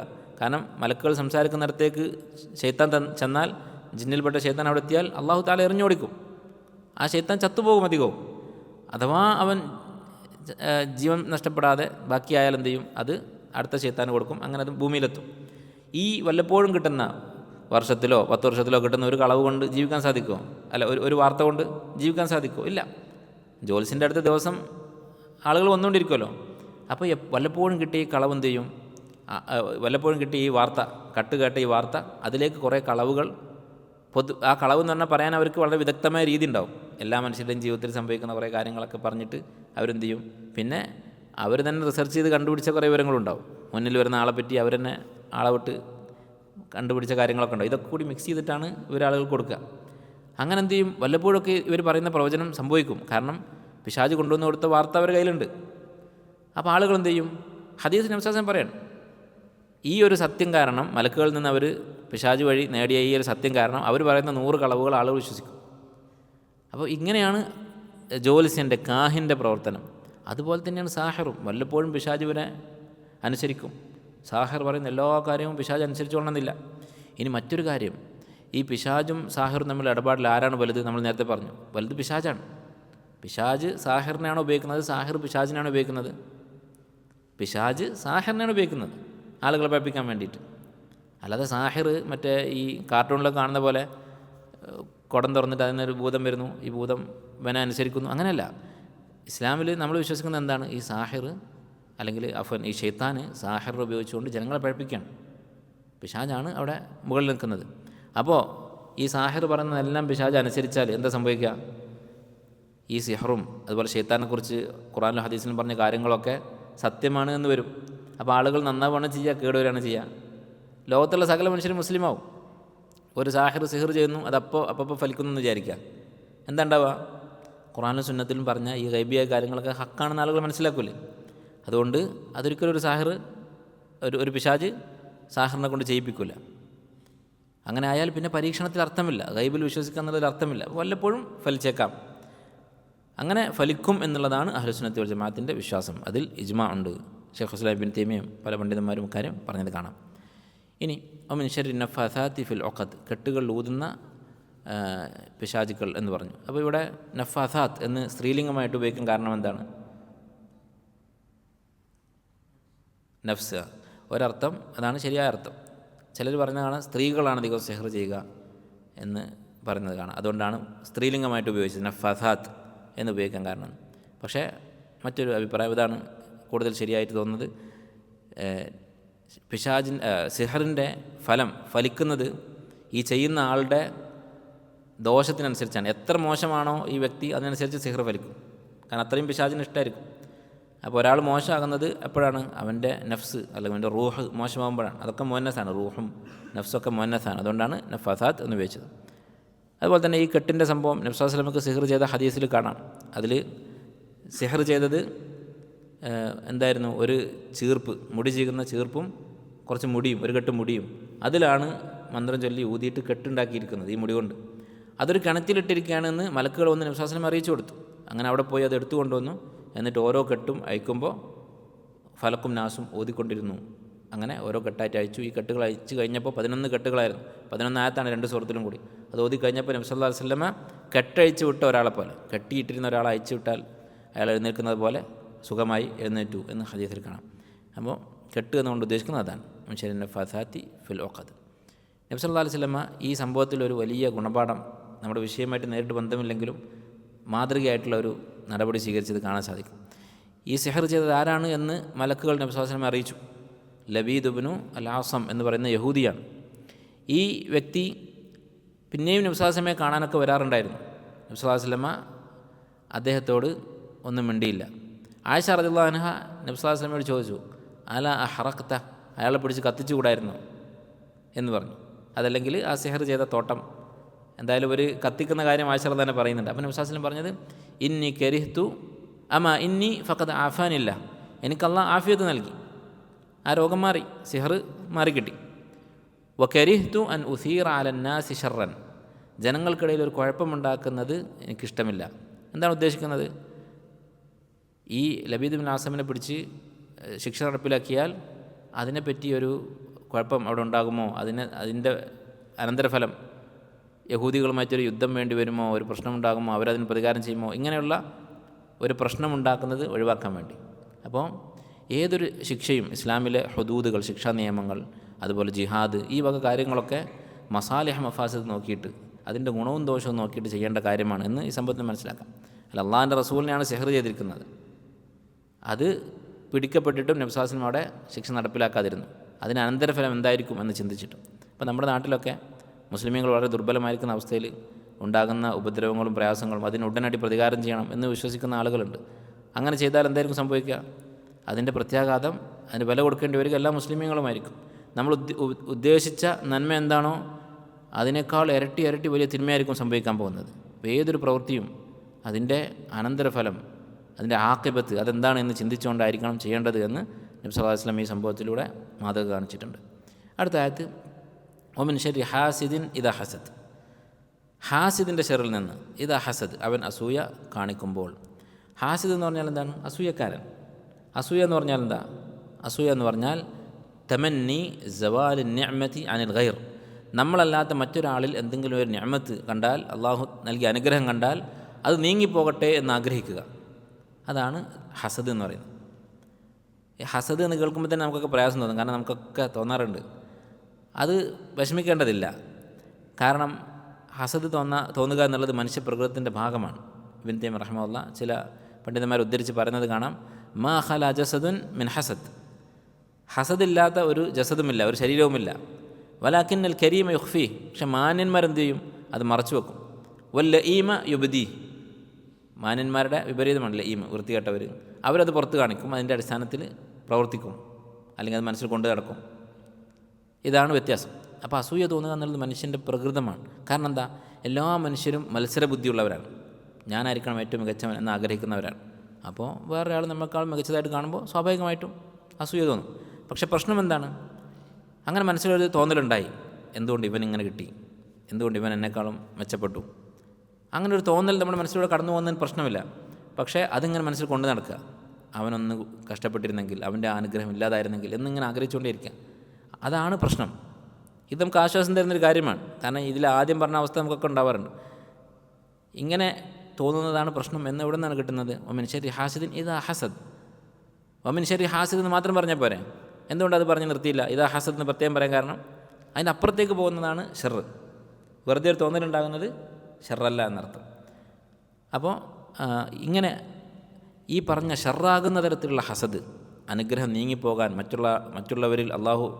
മറ്റുള്ളവർക്ക് അള്ളാഹു നൽകിയ അനുഗ്രഹങ്ങൾ നീങ്ങണം എന്നുള്ള മനസ്സിലെ ആഗ്രഹം എന്നുള്ളത്, അത് മനസ്സിൽ ഉറച്ച് വിശ്വസിക്കുക, അങ്ങനെ മാറിയിരുന്നെങ്കിൽ എന്ന് വീണ്ടും വീണ്ടും ചിന്തിക്കുക എന്നുള്ളത്, അത് വലിയ ഷെറാണ്. ഈ ചിന്തിക്കുന്ന ആൾക്കും മറ്റേ ആൾക്കും അതിൻ്റെ ഉപദ്രവം ഉണ്ടാകും.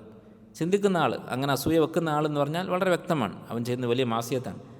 ഇന്നൽ ഹസദ യഅ്കുലുൽ ഹസനാത്ത് കമാ തഅ്കുലു അന്നാറു അൽ ഹതബ്, തീ വിറകിനെ തിന്നുന്നത് പോലെ നന്മകളെ തിന്നുകളയും ഹസദ് എന്നാണ് പറഞ്ഞത്.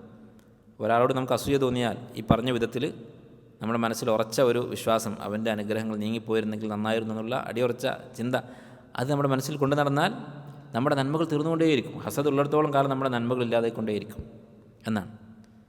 വലിയ ഷർറാണ്. അതുപോലെ തന്നെ ഹാസിദായ ഒരാൾക്ക് ദീനിയായി അവൻ്റെ നന്മകൾ നഷ്ടപ്പെട്ടു പോകുന്നു എന്നുള്ള ഷെറിന് പുറമെ ദുനിയാവിൽ നഷ്ടമാണ്. കാരണം എന്താ? മനസ്സിന് വിഷമം.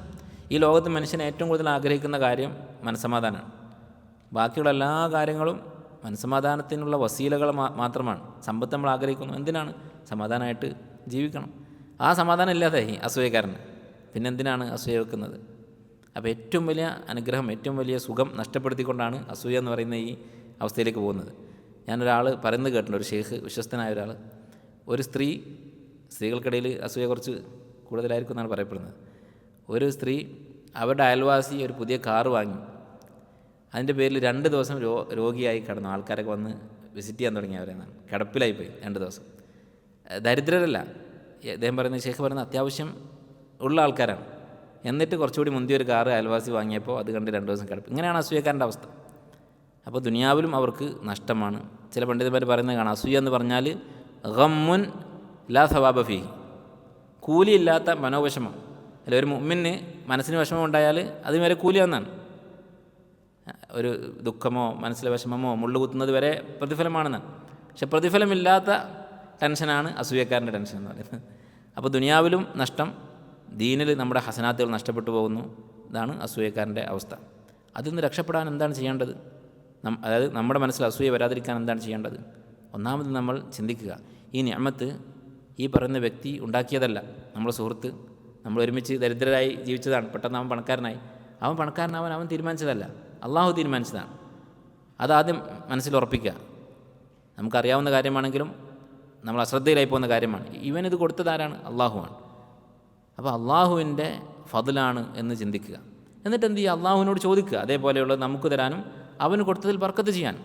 വളരെ പ്രയാസമായിരിക്കും. നമ്മളുടെ കൂടെ ഉണ്ടായിരുന്ന ഒരാൾ പെട്ടെന്ന് അവന് ജോലിയിലൊരു വളർച്ചയുണ്ടായി, അവന് വരുമാനം കൂടി, അല്ലെങ്കിൽ അവന് വിവാഹം കഴിച്ചു, കുറച്ച് മെച്ചപ്പെട്ട അവസ്ഥയിലേക്ക് മാറി. ഇതൊക്കെ കാണുമ്പോൾ നമുക്ക് പ്രയാസമുണ്ടാകും. അവന് വേണ്ടി പ്രാർത്ഥിക്കുക എന്ന് പറഞ്ഞാൽ, പക്ഷേ നമ്മൾ സഹിച്ച് പ്രാർത്ഥിച്ചാൽ അസൂയ നീങ്ങിപ്പോകും.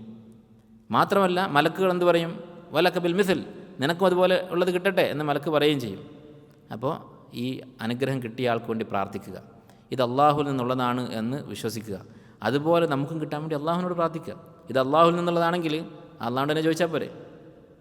നമ്മൾ ആലോചിച്ച് നോക്കുക, നമ്മളിപ്പോൾ വീട്ടിൽ ചെറിയ കുട്ടികളാണെന്ന് വിചാരിക്കുക നമ്മൾ. അപ്പോൾ നമ്മുടെ വാപ്പ മക്കൾക്ക് എന്തെങ്കിലും വിതരണം ചെയ്തു. അപ്പോൾ നമ്മുടെ കൂട്ടത്തിൽ ഒരാൾക്ക് കൂടുതൽ കൊടുത്തെന്ന് വിചാരിക്കുക. അപ്പോൾ നമ്മൾ ഓനോട് അസൂയപ്പെട്ടിരിക്കുമോ അതോ വാപ്പാണ്ട് പോയി ചോദിക്കുമോ? കുട്ടികൾ എന്താ ചെയ്യുക? നേരെ പോയിട്ട് ഇവൻ്റെ കാര്യം ചിന്തിക്കൂല, വാപ്പാൻ്റെ മേത് പോയി തൂങ്ങും. എന്തേ അവനങ്ങനെ കൊടുത്തത്, എനിക്കെന്താ തരാഞ്ഞതെന്ന് ചോദിച്ചിട്ട് വാപ്പാനെയാണ് അവിടെ സംസാരിക്കുന്നത്. അതിനേക്കാൾ വല്ലാഹിൽ മസലുൽ അല, അള്ളാഹുവാണ് വിധിക്കുന്നത്. അള്ളാഹുവിനോട് ചോദിക്കുക നേരെ.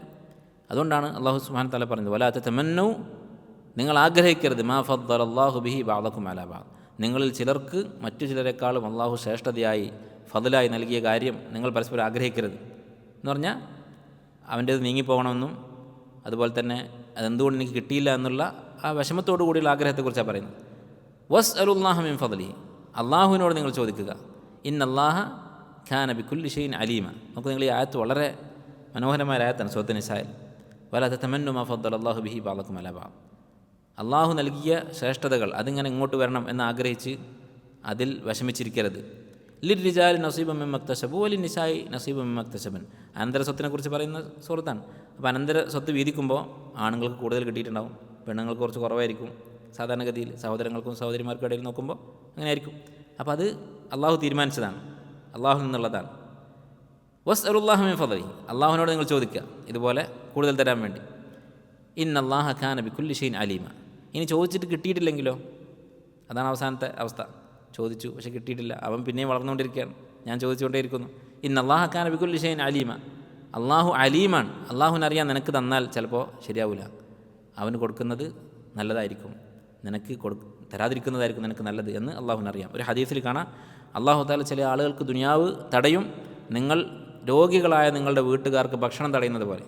ഒരാൾ പനി പിടിച്ച് കിടന്നാൽ നമ്മൾ നല്ല ഭക്ഷണം ഉണ്ടാക്കുമ്പോൾ അവന് കൊടുക്കാതിരിക്കും. അല്ലെങ്കിൽ ഷുഗറുള്ള ഒരാൾക്ക് നമ്മൾ മധുരം കൊടുക്കാതിരിക്കും. അത് അവന് ഇഷ്ടമില്ലാഞ്ഞിട്ടല്ല, അവൻ്റെ നന്മയ്ക്ക് വേണ്ടിയാണ്. ഇതുപോലെ അള്ളാഹു നിങ്ങൾ പഴച്ചു പോകാതിരിക്കാൻ വേണ്ടി സമ്പത്ത് തടയും എന്ന് ഹദീസിൽ വന്നത് കാണാം. അപ്പോൾ അത് മനസ്സിലാക്കിയാൽ അസൂയ നമുക്കൊരു പരിധിവരെ നിയന്ത്രിക്കാൻ സാധിക്കും. ഇനി അസൂയ കൊണ്ട് അസൂയപ്പെടുന്ന ആരോടാണോ നമുക്ക് അസൂയ, അവന് ഉപദ്രവം ഉണ്ടാകും. അതെന്താണ്? അതാണ് കണ്ണീർ എന്ന് പറയുന്നത്, ഐൻ എന്ന് പറയുന്നത്. നേരത്തെ നമ്മൾ കണ്ട ഹദീസിൽ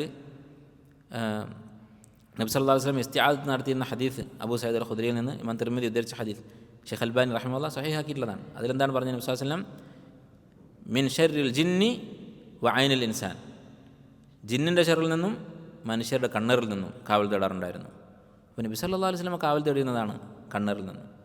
അതുപോലെ തന്നെ കണ്ണേറിനെ കുറിച്ച് ധാരാളം ഹദീസുകൾ കാണാം. ഒരു ഹദീസ് അറിയപ്പെട്ട ഒരു സംഭവം ഹദീസ് ഗ്രന്ഥങ്ങളിൽ കാണാം. സഹൽ ബിൻ ഹുനൈഫ് എന്ന് പറയുന്ന സഹാബി, അദ്ദേഹത്തിൻ്റെ മകൻ റിപ്പോർട്ട് ചെയ്യുന്ന ഹദീസാണ്. Abu Umama ibn Sahl bin Hunaif. അദ്ദേഹം പറയുകയാണ്, എൻ്റെ ഉപ്പ നബി സല്ലല്ലാഹു അലൈഹി വസല്ലമയുടെ കൂടെ ഒരു യാത്രയിലായിരുന്നു. അങ്ങനെ അവർ കുളിക്കാൻ വേണ്ടി ഒരു സ്ഥലത്ത് ഇറങ്ങി. കുളിച്ചുകൊണ്ടിരിക്കുമ്പോൾ മറ്റൊരു സഹാബി ആമിർ ഇബ്നു റബീഅ റളിയല്ലാഹു തആല അൻഹു അദ്ദേഹം പറഞ്ഞു, മാ റഅയ്തുകൽ യൗമി ജിൽദ അദ്റ. ഇദ്ദേഹം കുളിക്കാൻ വേണ്ടി വസ്ത്രം അയച്ചപ്പോൾ അദ്ദേഹത്തിൻ്റെ തൊലി നല്ല വെളുത്ത് മിനുസമുള്ള തൊലിയാണ്. അപ്പോൾ ഈ സഹാബി സുഹൃത്ത് പറഞ്ഞു, ഒരു പെൺകുട്ടിയുടെ ശരീരത്തിൽ പോലും ഇത്ര നല്ല തൊലി ഞാൻ കണ്ടിട്ടില്ല എന്ന് പറഞ്ഞു. അത് പറഞ്ഞോടുകൂടി അവിടെ വീണു എന്നാണ് ഇദ്ദേഹം. അങ്ങനെ നബി സല്ലല്ലാഹു അലൈഹി വസല്ലമ ഈ വിവരം അറിഞ്ഞപ്പോൾ നബി സല്ലല്ലാഹു അലൈഹി വസല്ലമ ചോദിച്ചു, സഹാബത്ത് പറഞ്ഞു കൊടുത്തു, ഇയാൾ ഇങ്ങനെ പറഞ്ഞപ്പോൾ നേരെ വീണു. അപ്പോൾ നബി സല്ലല്ലാഹു അലൈഹി വസല്ലം പറഞ്ഞു, അലാ മയഖ്തുലു അഹദുക്കും അഖാ അലാ ബറക്ത, നിനക്ക് ബാറക്കല്ലാഹു ഫീക്ക് എന്ന് പറഞ്ഞുകൂടായിരുന്നു, നിങ്ങൾ എന്തിനാണ് നിങ്ങളുടെ സഹോദരനെ കൊല്ലുന്നത് എന്ന് ചോദിച്ചു. എന്നിട്ട് നബി സല്ലല്ലാഹു അലൈഹി വസല്ലമ ഇദ്ദേഹത്തോട് വുളൂ ചെയ്യാൻ പറഞ്ഞു. ആ വുളൂ ചെയ്ത വെള്ളം സഹൽ ബിൻ ഹുനൈഫ് റളിയല്ലാഹു അൻഹുവിൻ്റെ ശരീരത്തിൽ ഒഴിച്ചു. അദ്ദേഹം ഉഷാറായി എഴുന്നേറ്റ് നടന്നു പോവുകയും ചെയ്തു. ഇതാണ് സംഭവം. അപ്പോൾ കണ്ണേർ എന്നുള്ളത് ഉണ്ടാകുന്നതാണ്. അസൂയക്കാർ, ഒരാൾക്ക് മറ്റൊരാളുടെ അസൂയ തോന്നിയാൽ ആരോടാണ് അസൂയ, അവന് അതിൻ്റെ ഉപദ്രവം ഉണ്ടാകും. അതെങ്ങനെ, നേരത്തെ സിഹറിനെ കുറിച്ച് പറഞ്ഞതുപോലെ അല്ലാഹു അലം, അതിൻ്റെ വിശദാംശങ്ങൾ നമുക്കറിയില്ല. പക്ഷേ ഉറപ്പുള്ള കാര്യമാണ്, അത് കാര്യകാരണ ബന്ധങ്ങൾക്ക് അതീതമല്ല. അതിൻ്റെ കാര്യകാരണ ബന്ധം എന്താണ് എന്നുള്ളത് നമുക്കറിയില്ല എന്ന് മാത്രം. നമുക്കറിയാത്തതൊന്നും ഇല്ല എന്നല്ലല്ലോ, നമുക്കറിയാത്ത എന്തെല്ലാം കാര്യങ്ങൾ പിന്നീട് മനുഷ്യർ അറിഞ്ഞിട്ടുണ്ട്. അപ്പോൾ അതിൻ്റെ കാരണം അല്ലാഹുവിനറിയാം. പക്ഷെ അങ്ങനെ ഒരു സംഗതി ഉണ്ട് എന്നുള്ളത് ഖുർആൻ കൊണ്ടും സുന്നത്ത് കൊണ്ടും സ്ഥിരപ്പെട്ടതാണ്. അപ്പോൾ കണ്ണേർ എന്നുള്ളത് ഈ സംഭവത്തിൽ നിന്ന് മനസ്സിലാക്കാം. ഇനി കണ്ണേർ അസൂയ ഉണ്ടെങ്കിൽ മാത്രമേ സംഭവിക്കുന്നുണ്ടോ? അങ്ങനെയില്ല. ചിലപ്പോൾ അസൂയ ഇല്ലാതെയും കണ്ണേർ തട്ടിയേക്കാം. നമുക്കൊരു വസ്തു കണ്ടിട്ട് വളരെ ഇഷ്ടം തോന്നി, ഇജാബ്, കണ്ടിട്ട് വളരെ അത്ഭുതം തോന്നി, ഇഷ്ടം തോന്നി, അവിടെ അള്ളാഹുവിൽ നിന്നുള്ള ബർക്കത്തുണ്ടാകട്ടെ എന്ന് ബാറക്കല്ലാഹു ഫീക്ക് അല്ലെങ്കിൽ ബാറക്കല്ലാഹു ലക് എന്ന് പറയാതിരുന്നാൽ അതിൻ്റെ നമ്മുടെ ആ ഇഷ്ടം മതി കണ്ണേർ തട്ടാൻ എന്നാണ്. എന്തുകൊണ്ടാണ് ഇങ്ങനെ സംഭവിക്കുന്നത്, കണ്ണേർ ഉണ്ടാകുന്നത്? പിശാചാണ് അതിനുള്ള കാരണം. അള്ളാഹുവിൻ്റെ അനുഗ്രഹങ്ങൾ മനുഷ്യനുണ്ടാകുന്നത് പിശാചിന് ഇഷ്ടമില്ല. അല്ല, അള്ളാഹുവിൻ്റെ നിഅമത്ത് മനുഷ്യൻ അനുഭവിക്കുന്നത് പിശാചിന് ഇഷ്ടമില്ല. അപ്പോൾ പിശാച് എന്ത് ചെയ്യും? ഓരോ മനുഷ്യനോടും അസൂയുള്ള ആളാണ് പിശാച്. അപ്പോൾ നമ്മൾ ഒരു നന്മ നമ്മുടെ ശരീരത്തിലോ നമ്മുടെ സമ്പത്തിലോ ഉണ്ടായാൽ ഓരോ നന്മകളും നീങ്ങിപ്പോകണമെന്നാണ് പിശാച് ആഗ്രഹിക്കുക. ആ ആഗ്രഹം, പിശാചിൻ്റെ ഈ ആഗ്രഹം, അത് തടയുന്ന കാര്യമാണ് ദിക്ർ എന്ന് പറയുന്നത്. അപ്പോൾ അവിടെ അള്ളാഹിനെക്കുറിച്ച് പറഞ്ഞാൽ അവിടെ നിൽക്കും ആ അനുഗ്രഹം, ഇല്ലെങ്കിൽ അത് നീങ്ങിപ്പോവുകയും ചെയ്യും. ഇതാണ് കണ്ണേർ എന്ന് പറയുന്നത്. അപ്പോൾ കണ്ണേറിൽ നിന്ന് രക്ഷ കിട്ടാനുള്ള മാർഗ്ഗം അള്ളാഹുവിനോട് ബർക്കത്ത് ചോദിക്കുക എന്നുള്ളതാണ്. മൻ റഅ ഫിമാലിഹി ഔ നഫ്സിഹി മാ യുഅ്ജിബുഹു ഫൽയുബർരിക്.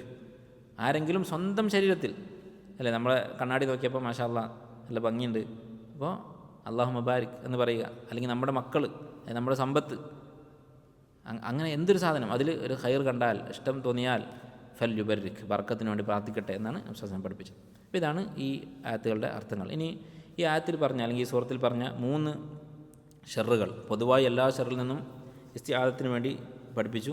പിന്നെ പ്രത്യേകം എടുത്തു പറഞ്ഞ് 3 ഷർറുകൾ പറഞ്ഞു. അത് തമ്മിലുള്ള പരസ്പര ബന്ധം എന്താണ്? മനുഷ്യരി ഗാസിഖിൻ ഇദാ വഖബ്, രാത്രിയുടെ ഷർറിൽ നിന്ന്, മനുഷ്യരി നഫാഥാത്ത് സിഹർ, മനുഷ്യരി ഹസദ്. അപ്പോൾ രാത്രി, സിഹർ, ഹസദ്, ഇത് 3 തമ്മിലുള്ള ബന്ധം എന്താണ്? ചില മുഫസ്സിരിങ്ങൾ പറഞ്ഞത് കാണാം, ഏറ്റവും വലിയ ഷർറുകളാണത്.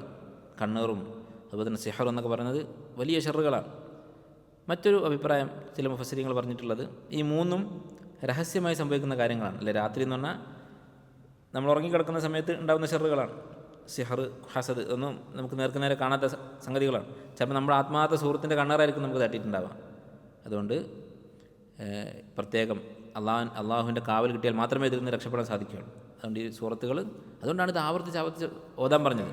ഓരോ വക്തിലും ഈ സൂറത്തുകൾ ഓതാൻ പറഞ്ഞു, ഓരോ വക്ത് നമസ്കാരത്തിന് ശേഷം. അതുപോലെ രാത്രി ഓതാൻ പഠിപ്പിച്ചു.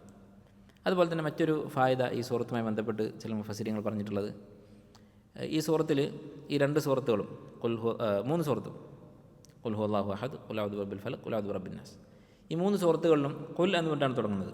നബിയെ പറയുക. അപ്പോൾ ശരിക്ക് ഇതിൻ്റെ ഉത്തരം നമ്മൾ ചിന്തിച്ചാൽ, അഊദു ബിറബ്ബിൽ ഫലഖ് എന്നല്ലേ നമ്മൾ ഓതേണ്ടത്? ഖുൽ അഊദു ബിറബ്ബിൽ ഫലഖ്, അഊദു ബിറബ്ബിൽ ഫലഖ് എന്ന് നീ പറയുക എന്ന് പറഞ്ഞാൽ അഊദു ബിറബ്ബിൽ ഫലഖ് എന്നല്ലേ നമ്മൾ പറയേണ്ടത്. വീണ്ടും നമ്മൾ ഖുൽ അഊദു ബിറബ്ബിൽ ഫലഖ് എന്ന് എന്തിനാണ് പറയുന്നത്? അങ്ങനെ സംശയം തോന്നിയിട്ടുണ്ടായിരിക്കെങ്കിലും ഇത് ന്യായമായൊരു സംശയമല്ലേ? ചിലപ്പോൾ കുട്ടികളൊക്കെ ചോദിക്കും ഇത്. അള്ളാഹ് പറയാണ് നീ ഔദു ബിറബ്ബിൽ ഫലക്ക് എന്ന് പറയാം. അപ്പോൾ നമ്മൾ വീണ്ടും ഔദു ബിറബ്ബിൽ ഫലക്ക് എന്ന് നീ പറയുക എന്ന് മറുപടി പറയുന്നത് ശരിയാണോ? ഈ ചോദ്യം ചോദിച്ചിട്ടുണ്ട് ഒരു സഹാബി, ഉബയ്യ് ഇബ്നു കഅബ് റളിയല്ലാഹു അൻഹു നബി സ്വല്ലല്ലാഹു അലൈഹി വസല്ലം ചോദിച്ചിട്ടുണ്ട്. അപ്പോൾ നബി സ്വല്ലല്ലാഹു അലൈഹി വസല്ലം പറഞ്ഞ മറുപടി എന്താണ്? ആ മറുപടിയിൽ വലിയൊരു ഗുണപാഠമുണ്ട്. നബി സ്വല്ലല്ലാഹു അലൈഹി വസല്ലം പറഞ്ഞു, ഖീല ലി ഫഖുൽതു, ഇങ്ങനെ ചൊല്ലാൻ എന്നെ പഠിപ്പിച്ചു, ഞാനത് പറഞ്ഞു, അത്രയേ ഉള്ളൂ. നബി സല്ലല്ലാഹു അലൈഹി വസല്ലമക്ക് വിശുദ്ധ ഖുർആനിൽ യാതൊരു കൈകടത്തലിനുള്ള അധികാരമില്ല എന്നുള്ളതിൻ്റെ തെളിവാണത്. യുക്തി കൊണ്ട് ചിന്തിച്ചാൽ ശരിയാണ്. നബി സല്ലല്ലാഹു അലൈഹി വസല്ലം ആ ചോദ്യത്തെ എതിർത്തിട്ടില്ല. അന്യായമാണ് ആ ചോദ്യം, യുക്തിരഹിതമാണ് ചോദ്യം എന്ന് പറഞ്ഞിട്ടില്ല. ഖീല ലി ഫഖുൽതു, എന്നോട് ഇങ്ങനെ ചൊല്ലാനാണ് പഠിപ്പിച്ചത്, ഞാനത് നിങ്ങൾക്ക് ചൊല്ലി തന്നു, കഴിഞ്ഞു എന്ന് നബി സല്ലല്ലാഹു അലൈഹി വസല്ലം മറുപടി പറഞ്ഞതായിട്ട് കാണാം. അപ്പോൾ വിശുദ്ധ ഖുർആൻ്റെ സ്രോതസ് ഇത് വന്നത് അള്ളാഹുവിൽ നിന്നാണ്. നബി സല്ലല്ലാഹു അലൈഹി വസല്ലമക്ക് അതിലൊരു ഹർഫ് പോലും ഒരു ഹർക്കത്ത് പോലും മാറ്റാൻ അവകാശമില്ല എന്ന് ഈ സംഭവത്തിൽ നിന്ന് മനസ്സിലാക്കാം. അപ്പോൾ ഈ സൂറത്തിൻ്റെ പ്രാധാന്യം നമ്മൾ മനസ്സിലാക്കുക. ഇത് എല്ലാ ഷെറിൽ നിന്നും കാവൽ കിട്ടാനുള്ള മാർഗ്ഗമാണ്. അപ്പോൾ പ്രത്യേകിച്ച് പുതിയ പുതിയ ഷെറുകൾ വരുന്ന കാലത്താണ് നമ്മൾ ജീവിക്കുന്നത്. അതിൽ നിന്നൊക്കെ രക്ഷപ്പെടാൻ പതിവായിട്ട് ഈ സൂറത്ത് ഓതുക, നമസ്കാരങ്ങൾക്ക് ശേഷവും രാവിലെയും വൈകുന്നേരവും ഉറങ്ങുമ്പോഴൊക്കെ. അതുപോലെ രോഗം വന്നാൽ ഈ സൂറത്ത് ഓതി മന്ത്രിക്കുക. സ്വഹീഹായ ഹദീസിൽ, ഇമാം മുസ്ലിം ഉദ്ധരിച്ച ഹദീസിൽ കാണാം, കാന നബി സ്വല്ലല്ലാഹു അലൈഹി വസല്ലം ഇദാ ഇശ്തക റഖാഹു ജിബ്രീൽ, നബി സ്വല്ലല്ലാഹു അലൈഹി വസല്ലം എന്തെങ്കിലും രോഗം വന്നാൽ ജിബ്രീൽ വന്നിട്ട് റുഖ്യ ചെയ്യും. എന്നിട്ട് ജിബ്രീൽ എന്താണ് പറയുക? യഖൂലു, ജിബ്രീൽ പറയും, ബിസ്മില്ലാഹി യുബ്രീക്, അള്ളാഹു താങ്കൾക്ക് ശിഫ നൽകട്ടെ. വമിൻ കുല്ലി ദാഇൻ യശ്ഫീക്, എല്ലാ രോഗങ്ങളിൽ നിന്നും ശിഫ നൽകട്ടെ. വമിൻ ശർരി ഹാസിദിൻ ഇദാ ഹസദ് വമിൻ ശർരി കുല്ലി ദി ഐൻ, എല്ലാ അസൂയക്കാരൻ്റെ ഷെറിൽ നിന്നും എല്ലാ കണ്ണേറിൽ നിന്നും അള്ളാഹു താങ്കളെ കാക്കട്ടെ എന്ന് ജിബ്രീൽ അലൈഹിസ്സലാം നബി സ്വല്ലല്ലാഹു അലൈഹി വസല്ലമക്ക് റുഖ്യ ചെയ്ത് കൊടുക്കുമായിരുന്നു, പ്രാർത്ഥിക്കുമായിരുന്നു. അപ്പോൾ ഈ സൂറത്തിൽ പറഞ്ഞ അതേ ആശയമാണ് ശർരി ഹാസിദിൻ ഇദാ ഹസദ് എന്നുള്ളത്. അപ്പോൾ ഇത് നമ്മളും പതിവാക്കുക. നബി സ്വല്ലല്ലാഹു അലൈഹി വസല്ലം ഇതിന് ആവശ്യക്കാരനാണെങ്കിൽ നമ്മൾ എത്രയോ ആവശ്യക്കാരാണ്. അതുപോലെ പരസ്പരം റുഖ്യ ചെയ്ത് കൊടുക്കുക. രോഗിയെ സന്ദർശിക്കുമ്പോൾ വെറുതെ അവിടെ നിന്ന് സംസാരിച്ച് ആ രോഗിക്ക് വിഷമം ഉണ്ടാക്കുന്ന കാര്യങ്ങൾ വരെ പറഞ്ഞിട്ടായിരിക്കും ചില ആളുകൾ മടങ്ങുക. ഇതേപോലെ രോഗം വന്നിട്ട് ഒരാൾ മരിച്ചു എന്നൊക്കെ പറയുന്ന ആൾക്കാരുണ്ട്. അതിന് പകരം ഈ സൂറത്തൊക്കെ ഓതിയിട്ട് മന്ത്രിക്കുക, ഓതിക്കൊടുക്കുക. ഒരാൾക്ക് മറ്റൊരാൾ മന്ത്രിച്ചു കൊടുക്കുന്നതാണ് സ്വയം മന്ത്രിക്കുന്നതിനേക്കാൾ നല്ലത്. രോഗിയാവുമ്പോൾ, രോഗമായാൽ, സാധാരണഗതിയിലല്ല, രോഗം വന്നാൽ മറ്റൊരാൾ റുഖ്യ ചെയ്ത് കൊടുക്കുന്നതാണ് നല്ലത് എന്ന് പറയുന്ന പണ്ഡിതന്മാരുണ്ട്. അവർ തെളിവാക്കിയത് ഈ ഹദീസാണ്. കാന നബി സ്വല്ലല്ലാഹു അലൈഹി വസല്ലം ഇദാ ഇശ്തക റഖാഹു ജിബ്രീൽ, നബിക്ക് രോഗം വന്നാൽ ജിബ്രീൽ റുഖ്യ ചെയ്ത് കൊടുക്കും. ജിബ്രീലിന് വേണമെങ്കിൽ വന്നിട്ട് പറയാലോ റുഖ്യ ചെയ്തോ എന്ന് പറഞ്ഞിട്ട് ഓർമ്മിപ്പിച്ചിട്ട് പോകാമല്ലോ. റുഖ്യ ചെയ്യാനിപ്പോൾ തടസ്സമൊന്നുമില്ല, നബി സ്വല്ലല്ലാഹു അലൈഹി വസല്ലം സ്വയം ചെയ്യാൻ പറ്റും. അപ്പോൾ ഇതിന് കാരണമായിട്ട് ചില പണ്ഡിതന്മാർ പറയുന്നത് രോഗിയായാൽ മറ്റൊരാൾ റുഖ്യ ചെയ്ത് കൊടുക്കുന്നതാണ് നല്ലത്. കാരണം എന്താണ്? അതിൻ്റെ പിന്നെ ഒരു ഹിക്മത്തുണ്ട്. രോഗിയായാൽ നമുക്ക് ഉന്മേഷം കുറവായിരിക്കും. അതിലൊരു ഇബാദത്ത് ചെയ്യണമെങ്കിൽ ഒരു ഉന്മേഷം വേണം. ഒരു ദിക്ർ ചൊല്ലുമ്പോൾ മനസ്സാന്നിധ്യം ഉണ്ടാവണമെങ്കിൽ ആരോഗ്യം വേണം. അപ്പോൾ ആരോഗ്യമില്ലാതെ കിടക്കുകയാണ് ഇയാൾ. അപ്പോൾ പരസ്പരം ഈ സൂറത്തും അതുപോലെ മറ്റുള്ള ദിക്റുകളൊക്കെ ചൊല്ലിയിട്ട് റുഖ്യ ചെയ്ത് കൊടുക്കുക, അതും ഈ സൂറത്തിൻ്റെ ഭാഗമാണ്. ഇതുകൊണ്ട് ചെയ്യേണ്ട കാര്യമാണ്. അല്ലാഹു സുബ്ഹാനഹു വ തആല എല്ലാവിധ ഷർറുകളിൽ നിന്നും നമുക്കും നമ്മുടെ മക്കൾക്കും കുടുംബത്തിനൊക്കെ കാവൽ നൽകി അനുഗ്രഹിക്കുമാറാകട്ടെ. സുബ്ഹാനകല്ലാഹു വബിഹംദിക് അഷ്ഹദു അൻ ലാ ഇലാഹ ഇല്ല അൻത അസ്തഗ്ഫിറുക വഅത്തൂബു ഇലൈക്.